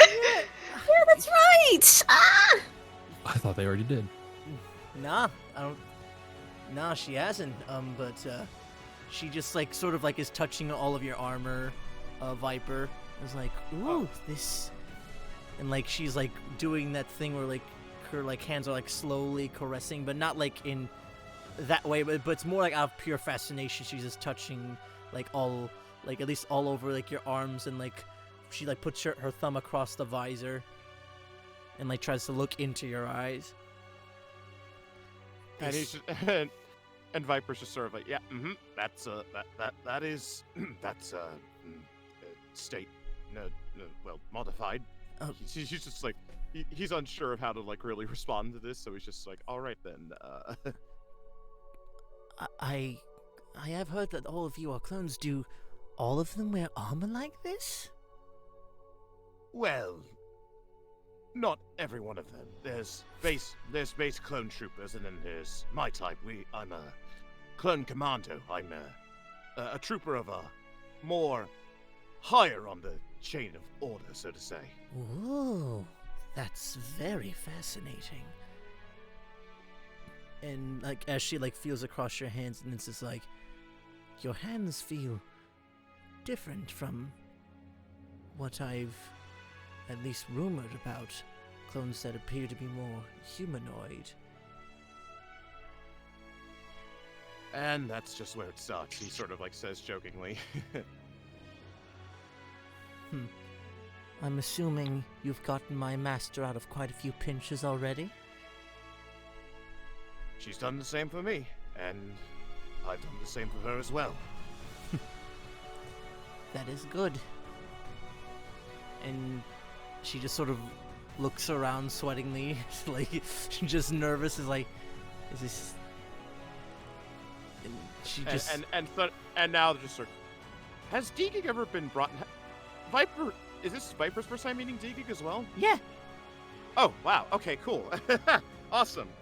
Yeah. And just sort of like the top master, just sort of like, then, so you're Shir'iven's Padawan then? It's a bit complicated, but we are back in much better graces now. All I can say is you're in good hands, kid. Shiri is, well, I haven't seen much Jedi work outside of her, but she's a natural. She is quite gifted. So? You're in good hands. Alright, so as she like stands up and is like side by side with Raz and goes, alright, Soren, Shiri, Viper, I don't know what your experience is on dancing, but if I'm open to any third extra opinion, I suppose. What shall we do first? Alright, let's assume the position. Raz, Deegig, I want you to stand close to one another. Face one another. Deegig, I want one hand to go on Raz's shoulder, the other in his hand. And Raz, you place your free hand on Deegig's waist. And No, not like that. No. Too far. like Lower back, yeah, then. like Dia goes, sorry, the tentacles get in the way. No worries. And she like will like actually like undo the tie and then like have them like go across. Ha! What? It's that fucking like the critical thing. That's what I've been waiting for. That's what it's all about. Woo! Oh my god! But yeah, she undoes the tie and has the tentacles across her chest, like closer to how Kit Fisto does, but there's none across his back, so you just easily get it on the waist. Yep, I follow Shir'iven's instructions. And then Soren will walk by and kind of like tap you on the walk behind you, tap you on the inside of your foot to like, okay, a little bit farther this way. Your stance is too narrow. Okay. Right. Lift the elbow. Okay, like this. Yes. Yeah. You'll get the hang of it. It will feel awkward at first. You see, politics is all about presentation, and dance is very much where a lot of people, unrightfully so, make their decisions. So, if we're going into this whole thing of diplomatic relations, it's very important that you at least try and learn. Because who knows, you might be invited to dance, whoever, and I mean, there's going to be some sort of there could be some sort of decision on the line here. So no pressure, obviously. Why must you put all the pressure on the boy now? I just said no pressure.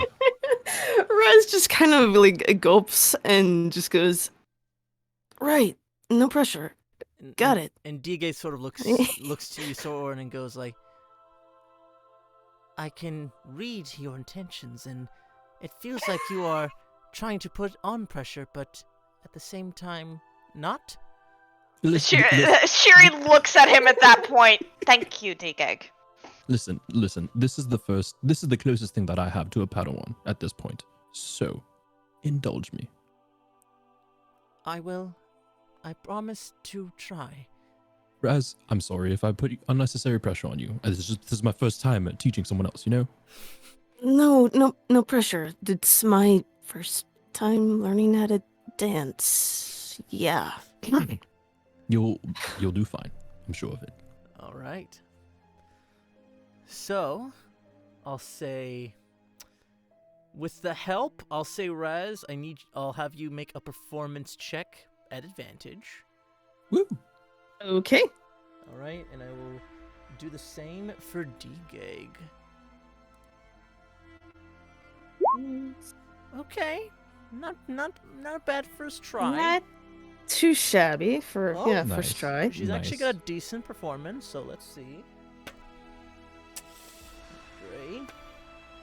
Oh, better. Okay, so in the moments, like, first, like, you guys are locking eyes and it's all, like, very sweaty and nervous, but then, like, she does that, close her eyes and breathe, just, remember your training, and then she just suddenly leads, and yeah, it's almost kind of like water. You're just trying to, like, catch up, but yeah, she's, like, leading you, and first it's like a couple of seconds, and it's like a very simple waltz you guys are doing, and she is, like, eventually, like, opens her eyes and then sees you, and yeah, describe, like, how your feeling is.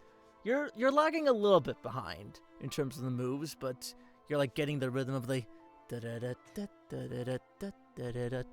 yeah, just so yeah. Yeah. Like he starts off very stiff movements and just very tense. As D-Gig leads him and, like, moves pretty swiftly with emotions, Raz, it takes him a bit to, like, kind of get the hang of it, and he's still trying to catch up, but his posture is loosening up ever so slightly. He's just, like, his shoulders are relaxing a bit, like, okay, I think I got the hang of it. It's kind of that's basically what Raz is Okay. doing right now. Yeah. Viper, how's it look? He is certainly moving his feet to the rhythm.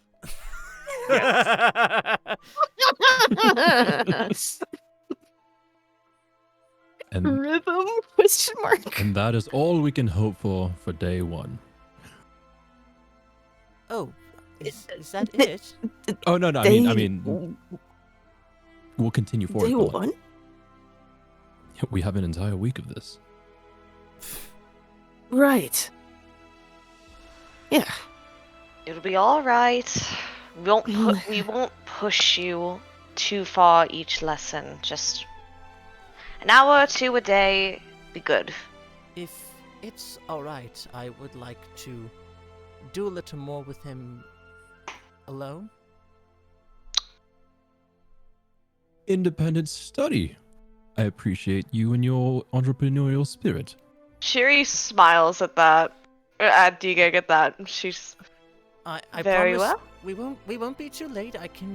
I was just also going to offer to take him to the archives. There's ancient dance formations of where exactly are you going to again?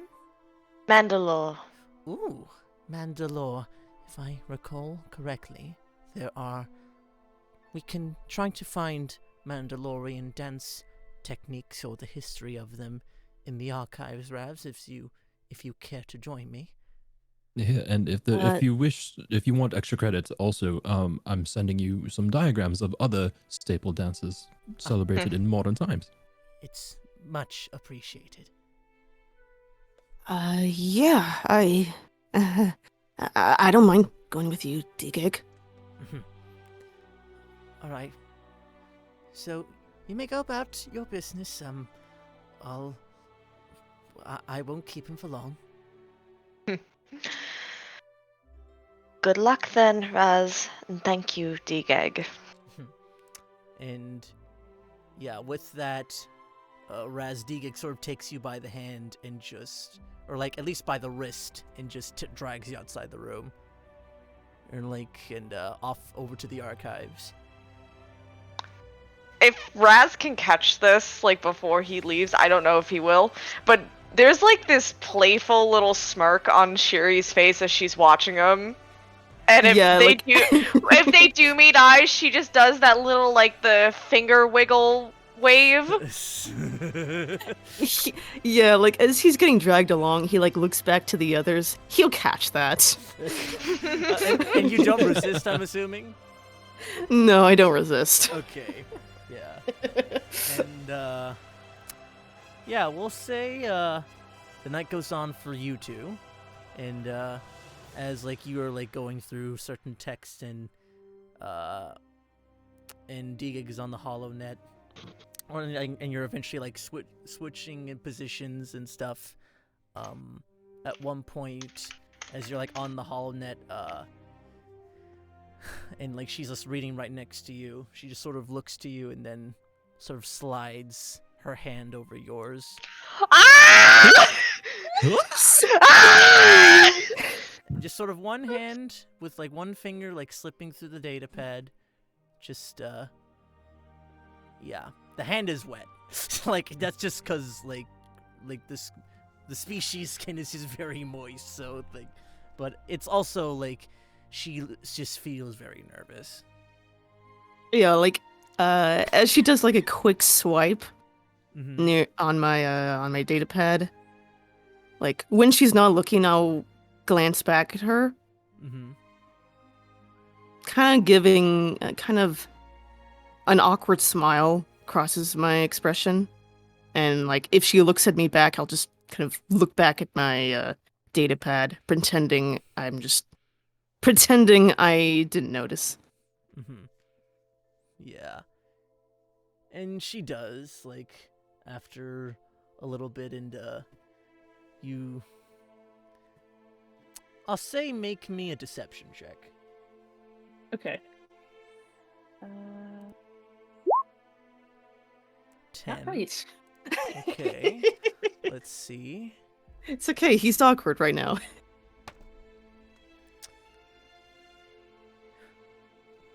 She just sort of, like, looks back to her reading and goes like, it's so cute when you think you're 10 steps ahead of me. I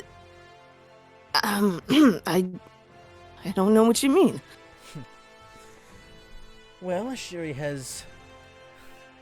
I know I've been around with Shiri longer, but it feels you're advancing with her and this new crew of yours even faster than I was under her guidance.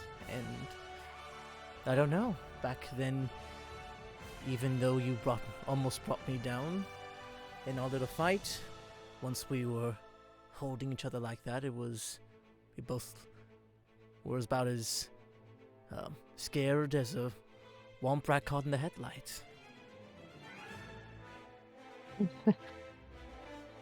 To be fair, I think you got a good number on me. More so than me on you. But I try to at least take comfort and joy within the smaller, more peaceful moments outside of the Jedi teachings. And while the forms are designed for combat, they do have their own flow to them that naturally transfer into dance. It's just I didn't really consider the possibility of having it with a partner. Yeah. The feeling's mutual.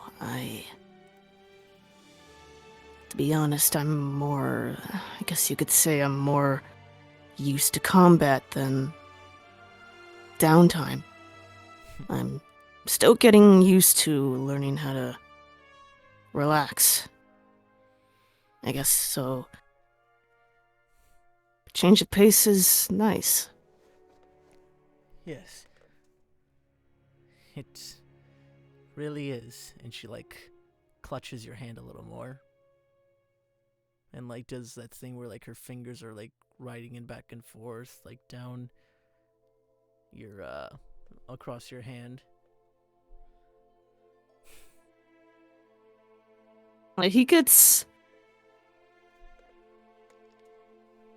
a bit red in the face when she does this.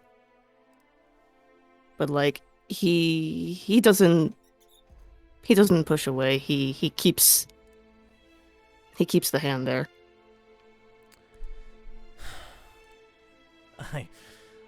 I'm sorry. I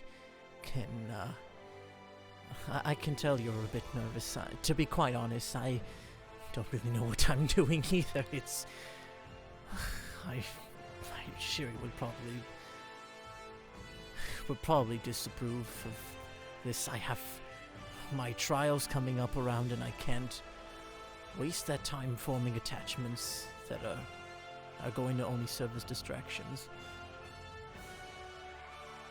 And his expression relaxes a bit more at that and goes,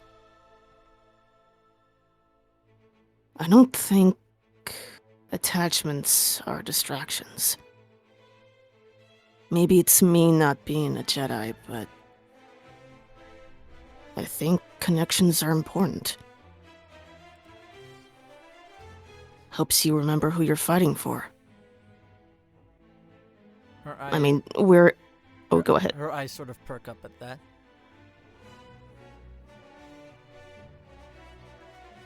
I mean, I guess we're all fighting in a war now, so it'd be kind of dumb to just let all that go and pretend nothing bothers you.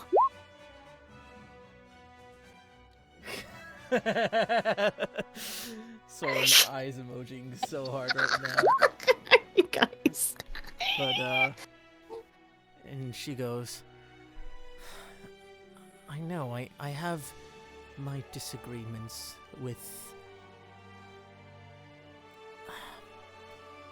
I don't know, it's just... These traditions have been in place for over thousands of years, and the Order survived this long sticking to them, and I don't know if it'd be right to up and leave those teachings. Or forget all the history and all the people that have stuck to them and have gotten as far as they have.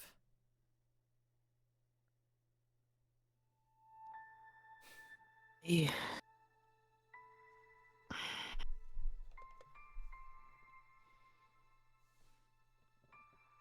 I can't force you to abandon those teachings. But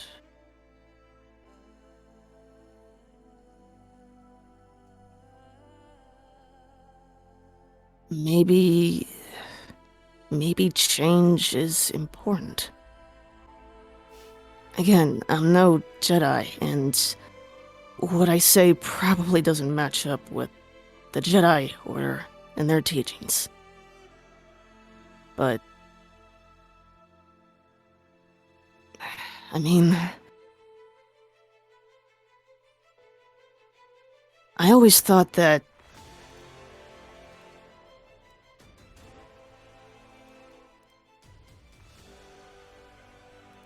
my mother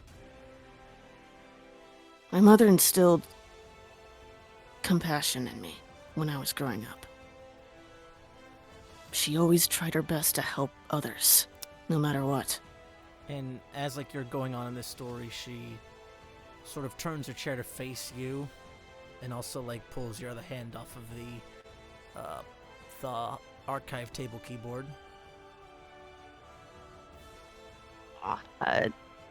He looks up, but lets her do that and kind of gives a soft smile and goes, She worked so hard and yet still took the time to help people in trouble, people who well, who needed an extra pair of hands. I had a different way of stepping in when I was younger. Remembering now, I used to get into my share of fights. But I didn't back down.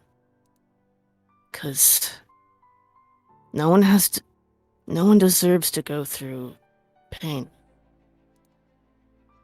Everyone deserves a chance. Everyone deserves to be shown kindness. Without that, well, what does that make you? And like, yeah, I she's don't know, just it's... caressing your hand and like, then puts one on your shoulder, goes, "It's all right. I know, I can feel that you have suffered a lot. Is your mother the reason why you turned away from your former master?" And he kind of grips onto D-Gig's hand a bit more tightly. His expression going more serious, and goes, There...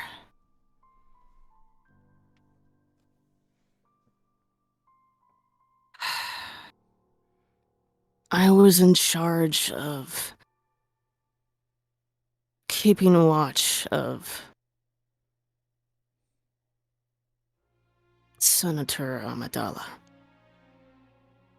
Ah, the woman from Naboo. She's quite outspoken. Yeah. She,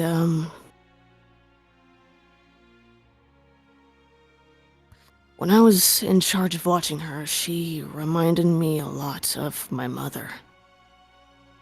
Her passion, her desire to help others. It made me realize that maybe I wasn't fighting on the right side the whole time. Maybe I was deceived. Maybe I was lied to. And I was. My mother's the reason why I'm trying to change right now. Trying to fight for a better future. I want to give other people a chance to live. At that, she sort of pulls you in and like puts her forehead, like your, like both your, like your foreheads touching. She like just caresses your back. I know what it feels like to have been lied to, or have felt that way. When D-Gig left, I was unsure of what my path would be. Oh, when Shiri left. And it was a dark time at the temple. Qui-Gon's death had done a toll on everyone. And I was unsure if her master would take me over or do a coup, or would I have been turned aside, or I was left. I just felt like a ghost among all the other Padawans here that had a master to go to. And I still pressed on. I thought I could make it on without her, that I can be my own self and not have to rely her on shaping me to be a better warrior, and that I was above such things. And now that she's back and things have improved, but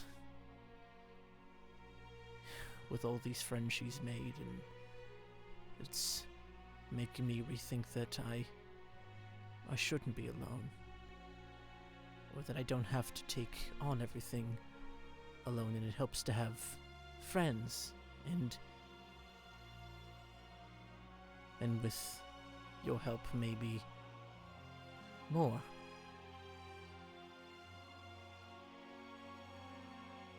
But, And he just...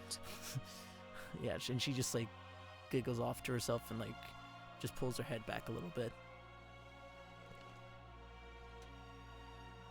And, before she does that, he eventually reciprocates the hug.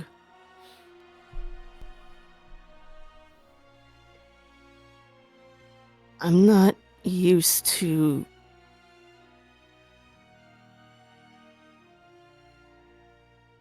I've been alone for so long. It's hard to open up. It's hard to get close to others. My time with Shir'iven and her team, it's made me realize how much I've missed that.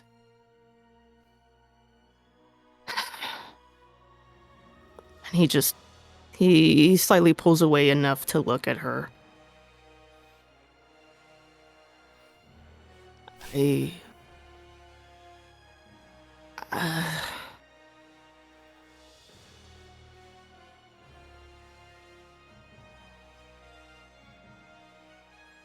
It's...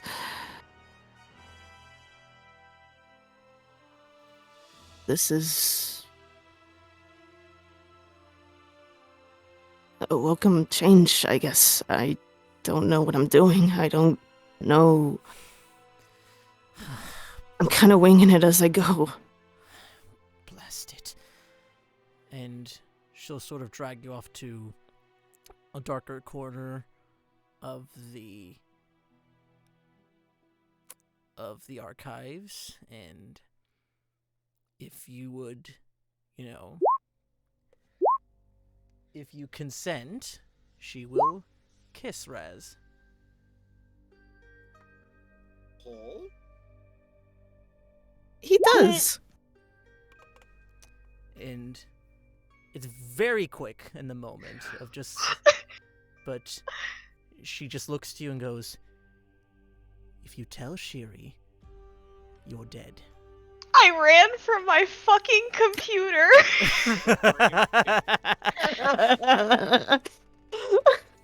As D-Gig says that, Raz gulps and goes, "Secret safe. Ma'am." Just call me D. Don't call me ma'am. That's just far too formal at this point. Deal. And she just sort of like, she just puts on the hood and be like, "All right, let's get you back, and before they get too suspicious, and don't tell the others either. This is not even the agents. This is just between us. Or if and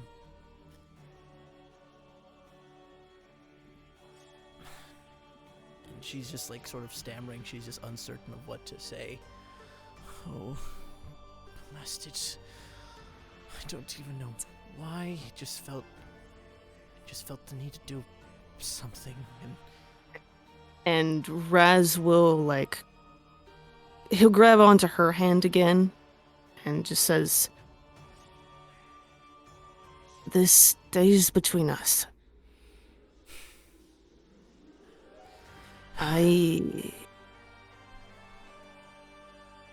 mean, I won't force you to do anything, but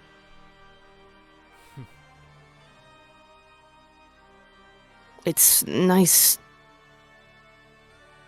talking with you, spending time with you." I enjoyed as well. And I look forward to showing you the dances further. Now, go practice everything that we, went over, and you better bring it next time. She, shakes her fist, trying to, being like, You better do that, mister. Just a very, like, that type of tone of just, like, yeah. Hey, if I can't call you ma'am, you can't call me mister. Just Raz is cool, but I will bring it. Good. Now get on there. And she'll sort of, like, Yes, D. and she'll sort of, like, slap your back. And as you're walking away, and she'll just sort of, like, give you almost like a charmed smile, like, God damn it. Every time I say smile and it's 2D gig, I can't unsee that Fisto fucking smile now. But, like, That's where it starts, that You did that smile, to yourself. damn smile. yeah, but it's one that's, like, it's hard because he doesn't have pupils, but it's just, like, there's no teeth. It's just a very, like, closed mouth smile, and just, like, it looks like, yeah, she's just looks like she's super hopeful of you, and And as Raziel stops to turn around to look at D-Gig, she's smiling at him. He gives off like, the best way I can describe it is like a charming smile / smirk. Mm-hmm.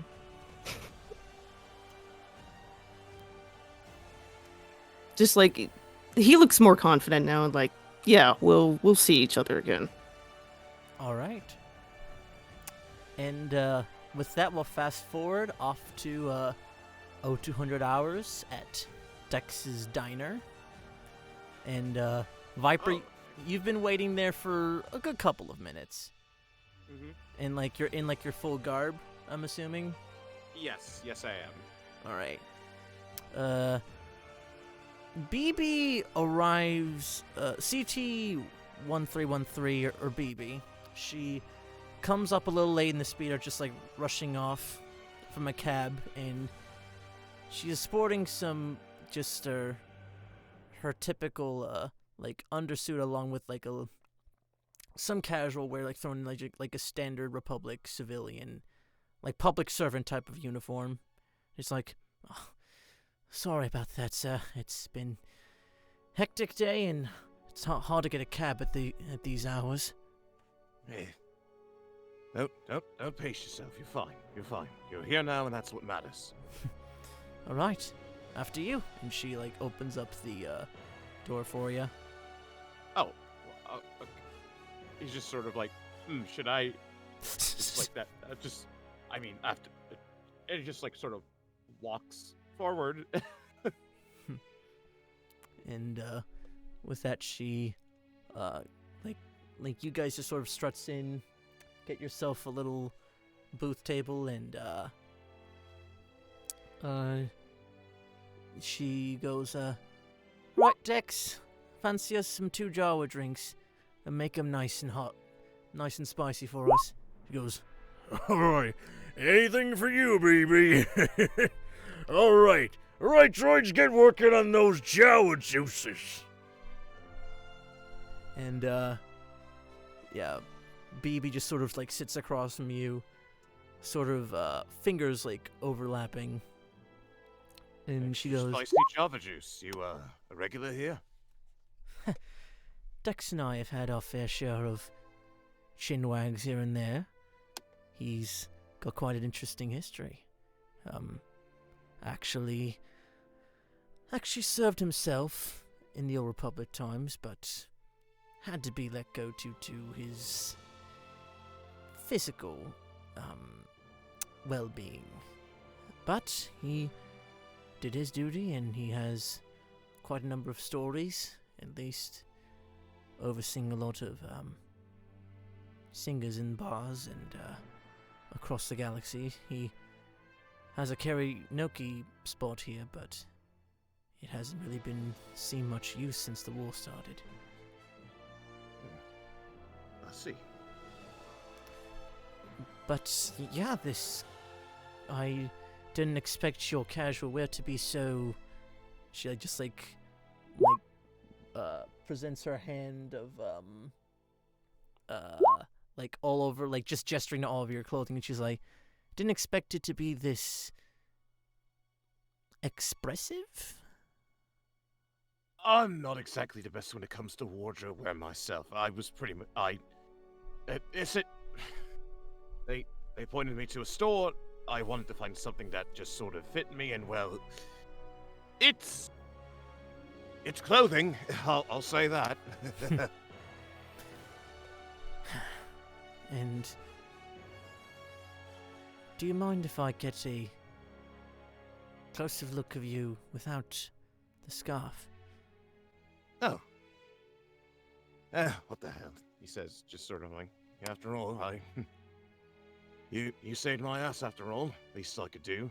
And he just sort of like takes off the hat and takes off the hat, just like sort of like lets loose the scarf and just sort of like, yeah, full face on display. And you don't have like any like spines or things on your head, right? It's just I think we brought up just like I have like at least like little lumps, I think, just sort of like okay. hints of spine. I think that's the last time we talked Mm-hmm. when we talked about like physical descriptions, I think. Okay. And she goes, Well, if there was ever a physical description of unconventionally handsome, I'd be looking at it. And just sort of like just like a laugh, just like a just like a wag finger, just like Funny. Real funny.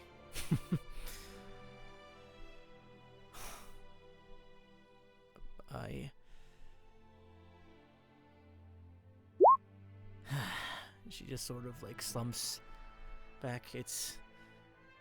I know it's not exactly us regular troopers in comparison to folks like yourself. We probably are, there's not exactly 1 in a million people like us, or like yourselves, I mean.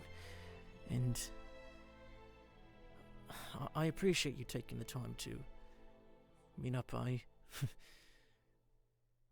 don't know why, I just, out of all the other troopers I've come across, you just seem the most fascinating to me.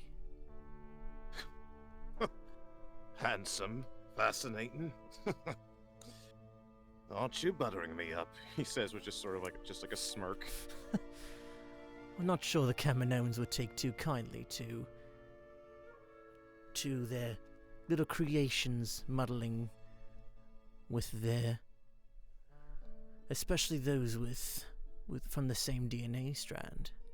Oh, they'd be absolutely devastated. He's just sort of like lingers on forward, he is actually just sort of like he's there is a genuine smile on his face as just sort of like BB's talking, and you get like also little BB gets a little flash of just sort of like some of his teeth have a little bit of are a bit Trandoshan themselves. Okay, so it's like, Like, you've got like it's like More pronounced canines. Got it. Yeah.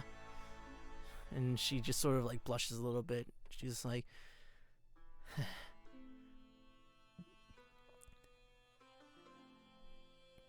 I know I only recently asked you about the ARC program, but do you really think, or what are your thoughts on those boys compared to your own teams? Not even just regular commandos, I think, or just the ones that are enhanced. You're the first case I've ever really heard of those existing, even, and just wondering how your kinship is like. As far as I'm concerned, and from what I know most about, seems like they're taking any trooper and just putting them in ARC uniforms. That's a multiple accessibility sort of deal. My boys, however, me and my other brothers and sisters, we're it's been rough being raised. We've kind of questioned a lot of the things about why we were made the way we were. Why us specifically. And again, I think the same can be said towards a lot of us, really. Wondering what we're doing. Fighting a war that's just barely started. A war that we don't understand most of. Back on Camino, me and the others. We talked endlessly about how we'd be the ones who'd save the day, end the war. We looked, and through just doing something right, to saving the galaxy, well, maybe that'd take us out of the shadows, so to say. Actually give us a place among the rest of you. Silly, right? She sort of smiles off at that. Just looks down at her drink and then brought to the table.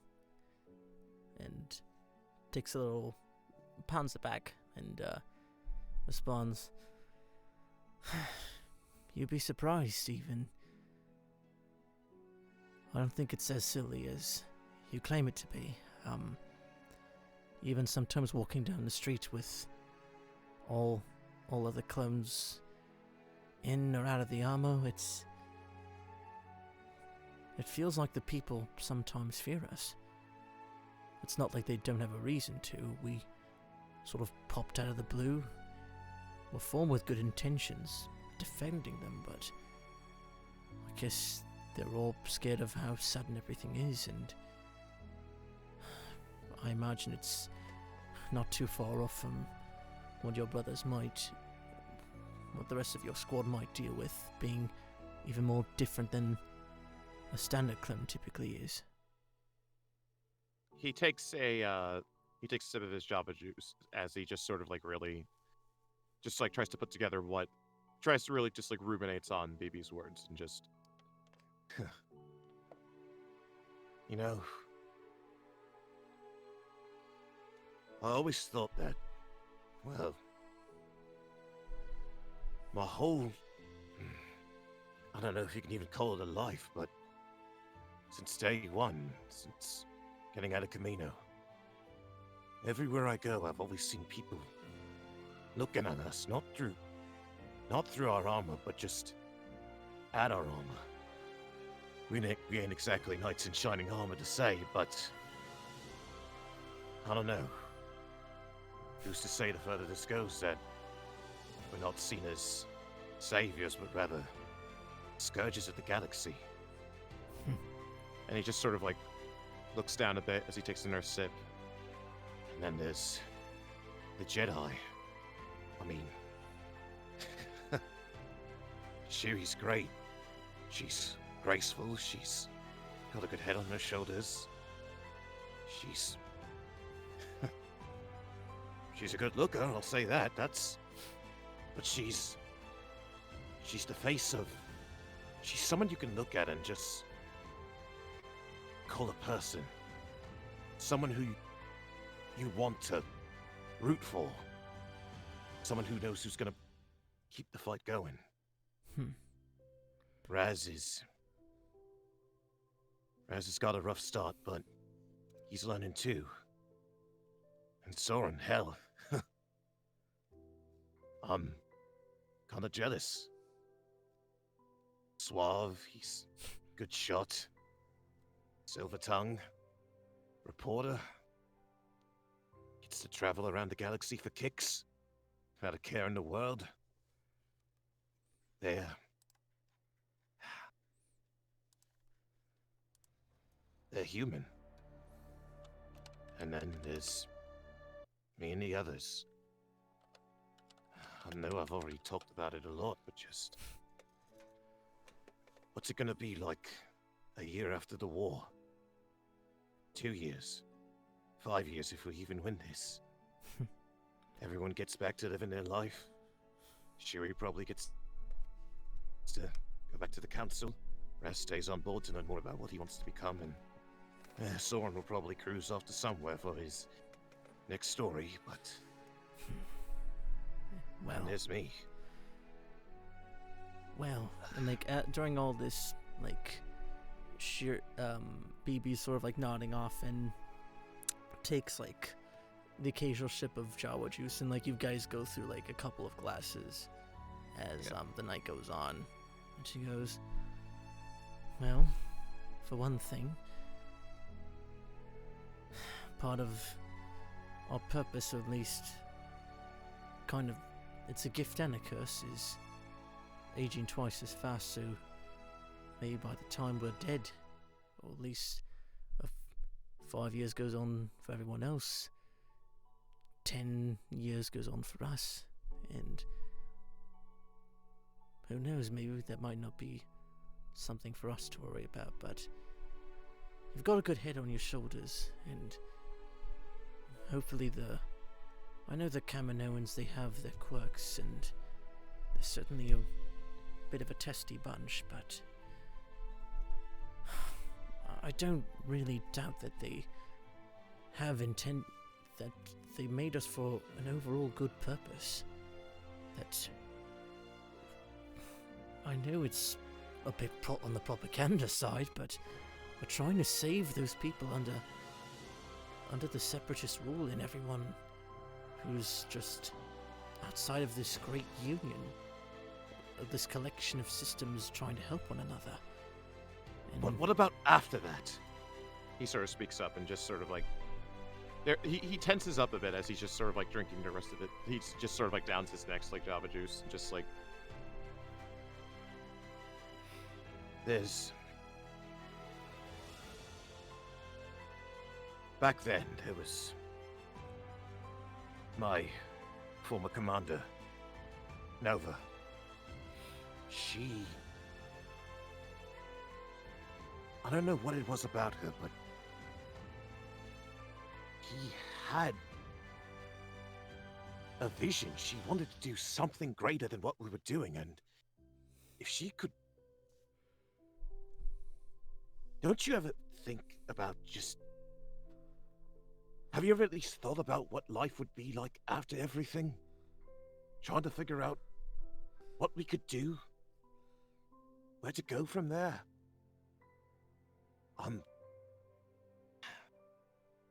and he just rubs his head just like, I'm scared for us, baby. I'm scared for Havoc's squad. I'm scared for my brothers. I'm so stupid, right? and she like puts down her drink and she goes, oh, Viper, and like she just sort of scoots over to your seat and like rubs your back. Truth be told, I haven't really thought about this, and you bringing it up, it makes a lot of good points. With luck, I think the next step will be for clones to want to achieve proper Republic citizenship, so we can actually participate. Though we might not have long, in the time we will be here, we at least should have a say in where the Republic goes. And maybe we'll be the ones to try to achieve that, and we'll still be around to protect it, and maybe we can have lives of our own, move away from ever even having those numbers in our lives. Well, there's much life I got left. I'm gonna make damn sure we get that voice. And hey, you're a good-looking man. Maybe perhaps you'll find someone who will settle down with you.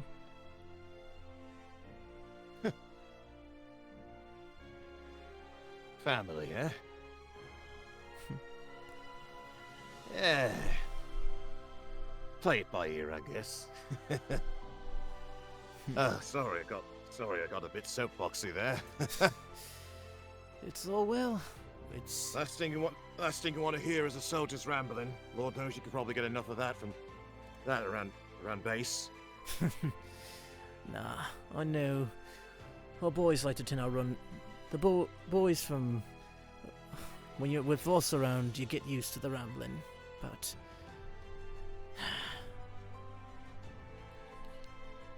You're a good man, Viper. Don't let your doubts or your uncertainty hold you back. And I hope we'll both see the end of the war together. And maybe even we'll shape this republic for the better during and after it.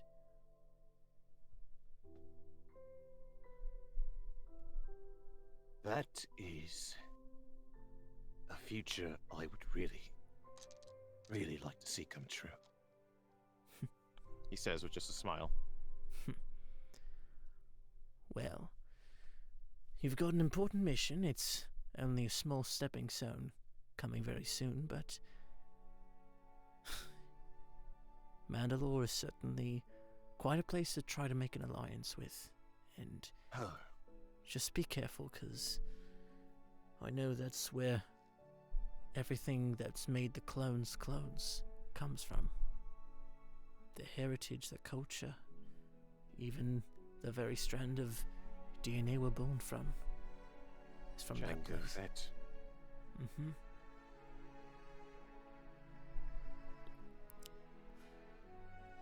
But it'll definitely be quite the trip.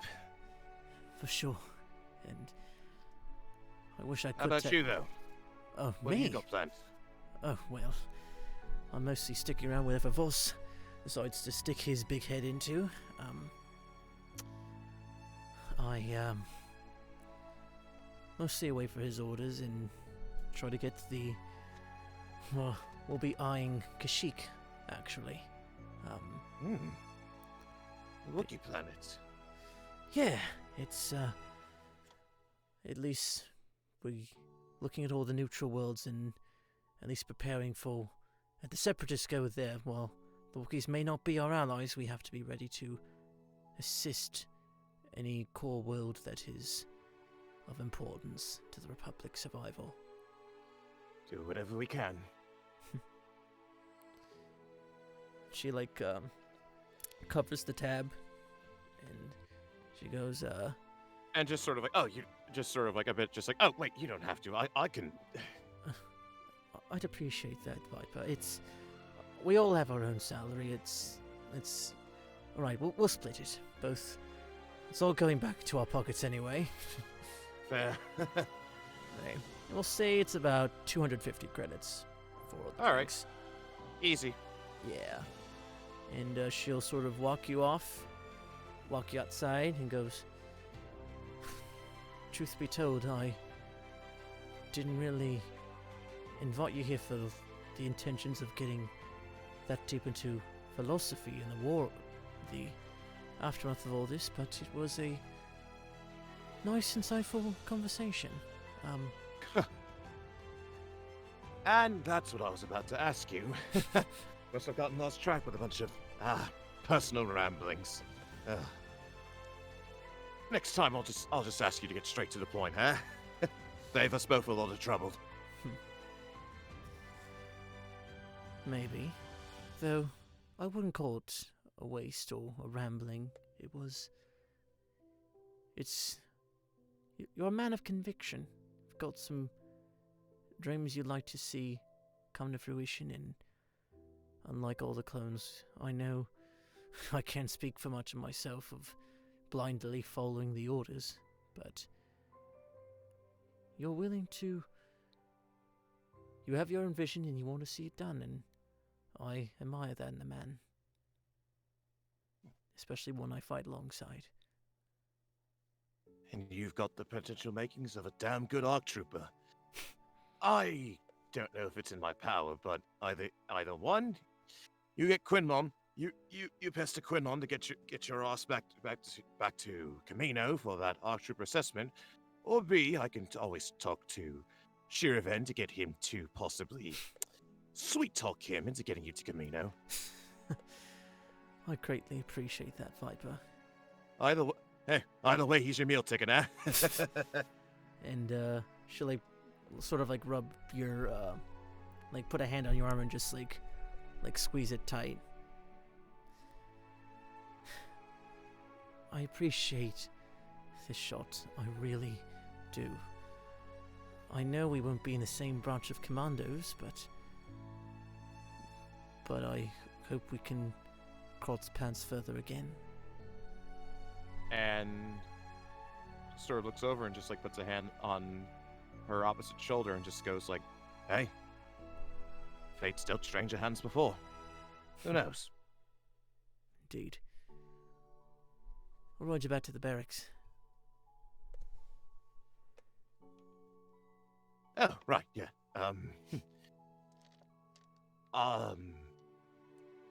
Mind if I tag along for the time being? I mean, back to the barracks. I mean, we're both heading to the same place anyway. Of course. And you guys hail a speeder.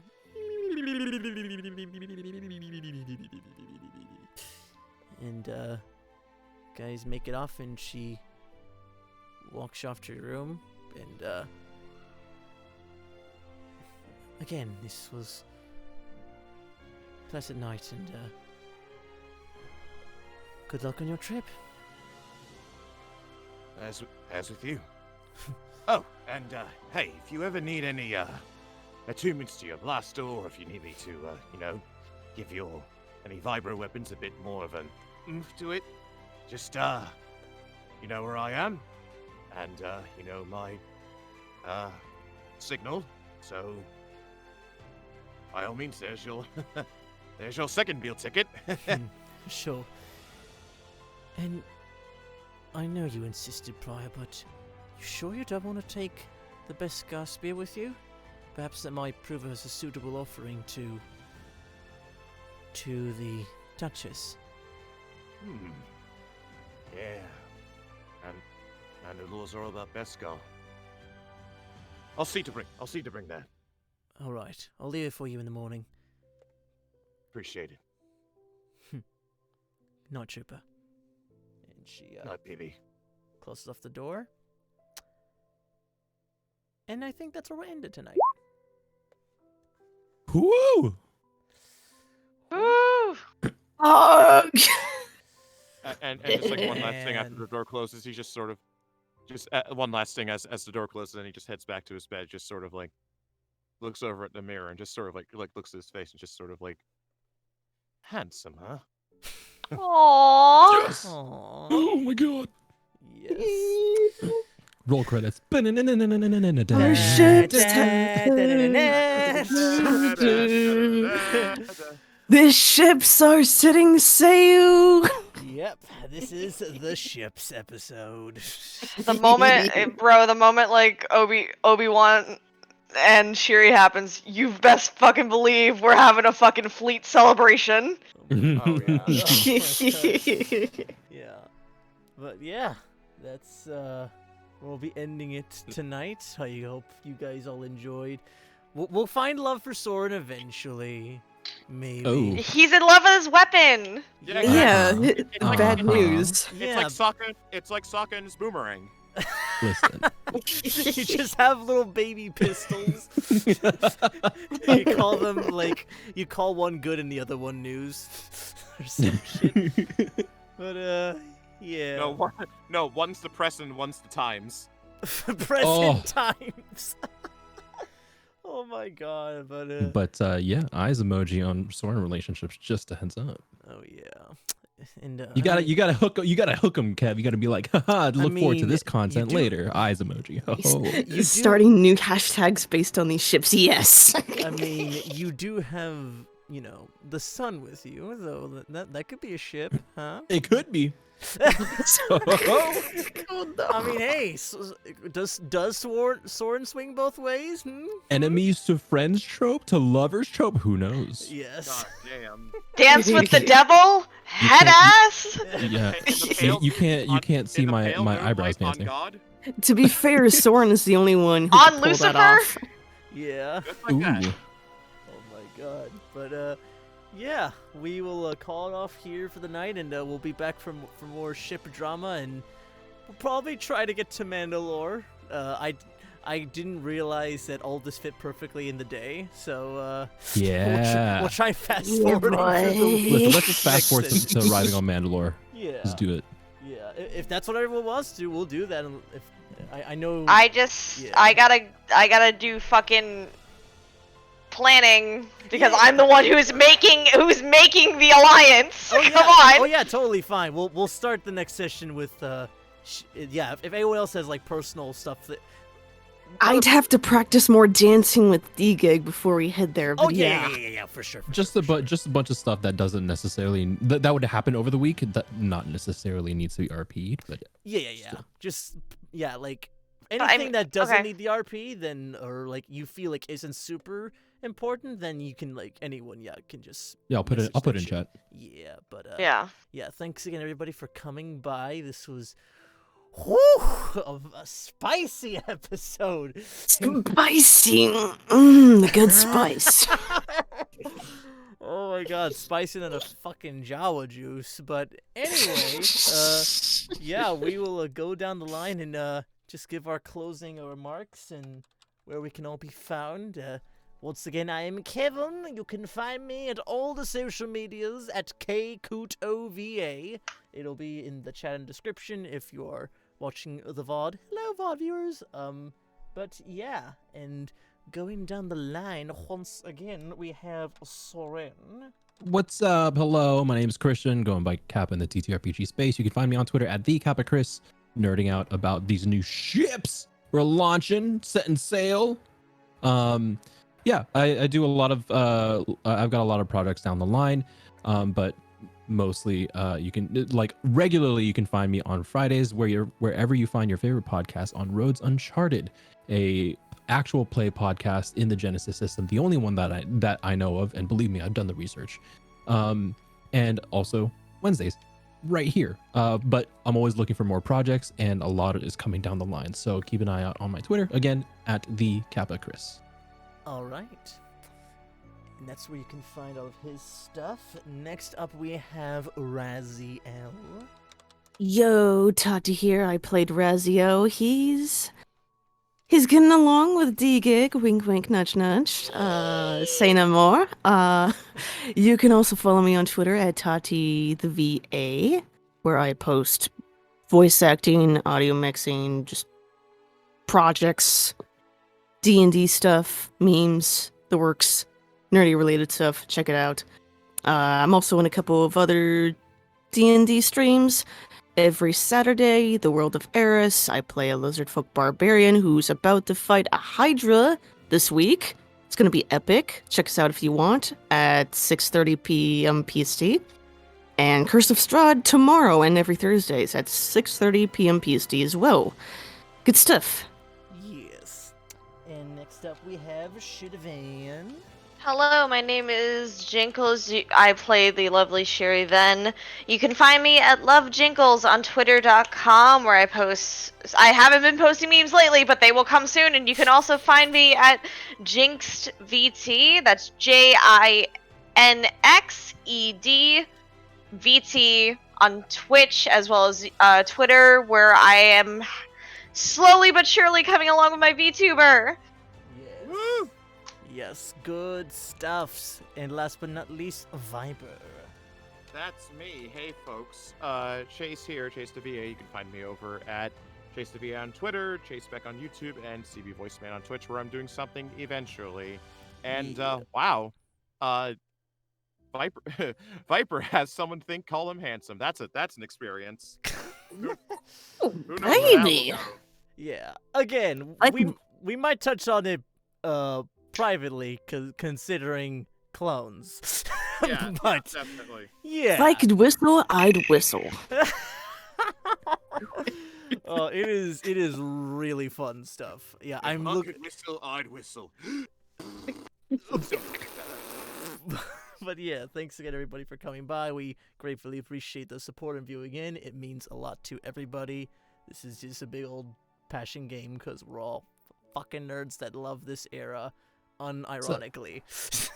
But yeah, you can feel free. We'll be back hopefully next week, continuing this and getting into the more beginnings of Mandalore. But yeah, we remember to stay safe, wash your hands, wear your masks, and still get vaccinated still. And yeah, we love you. Remember, as always, may the rose be with you. Good night. Good night. Have a good night. See ya. Later.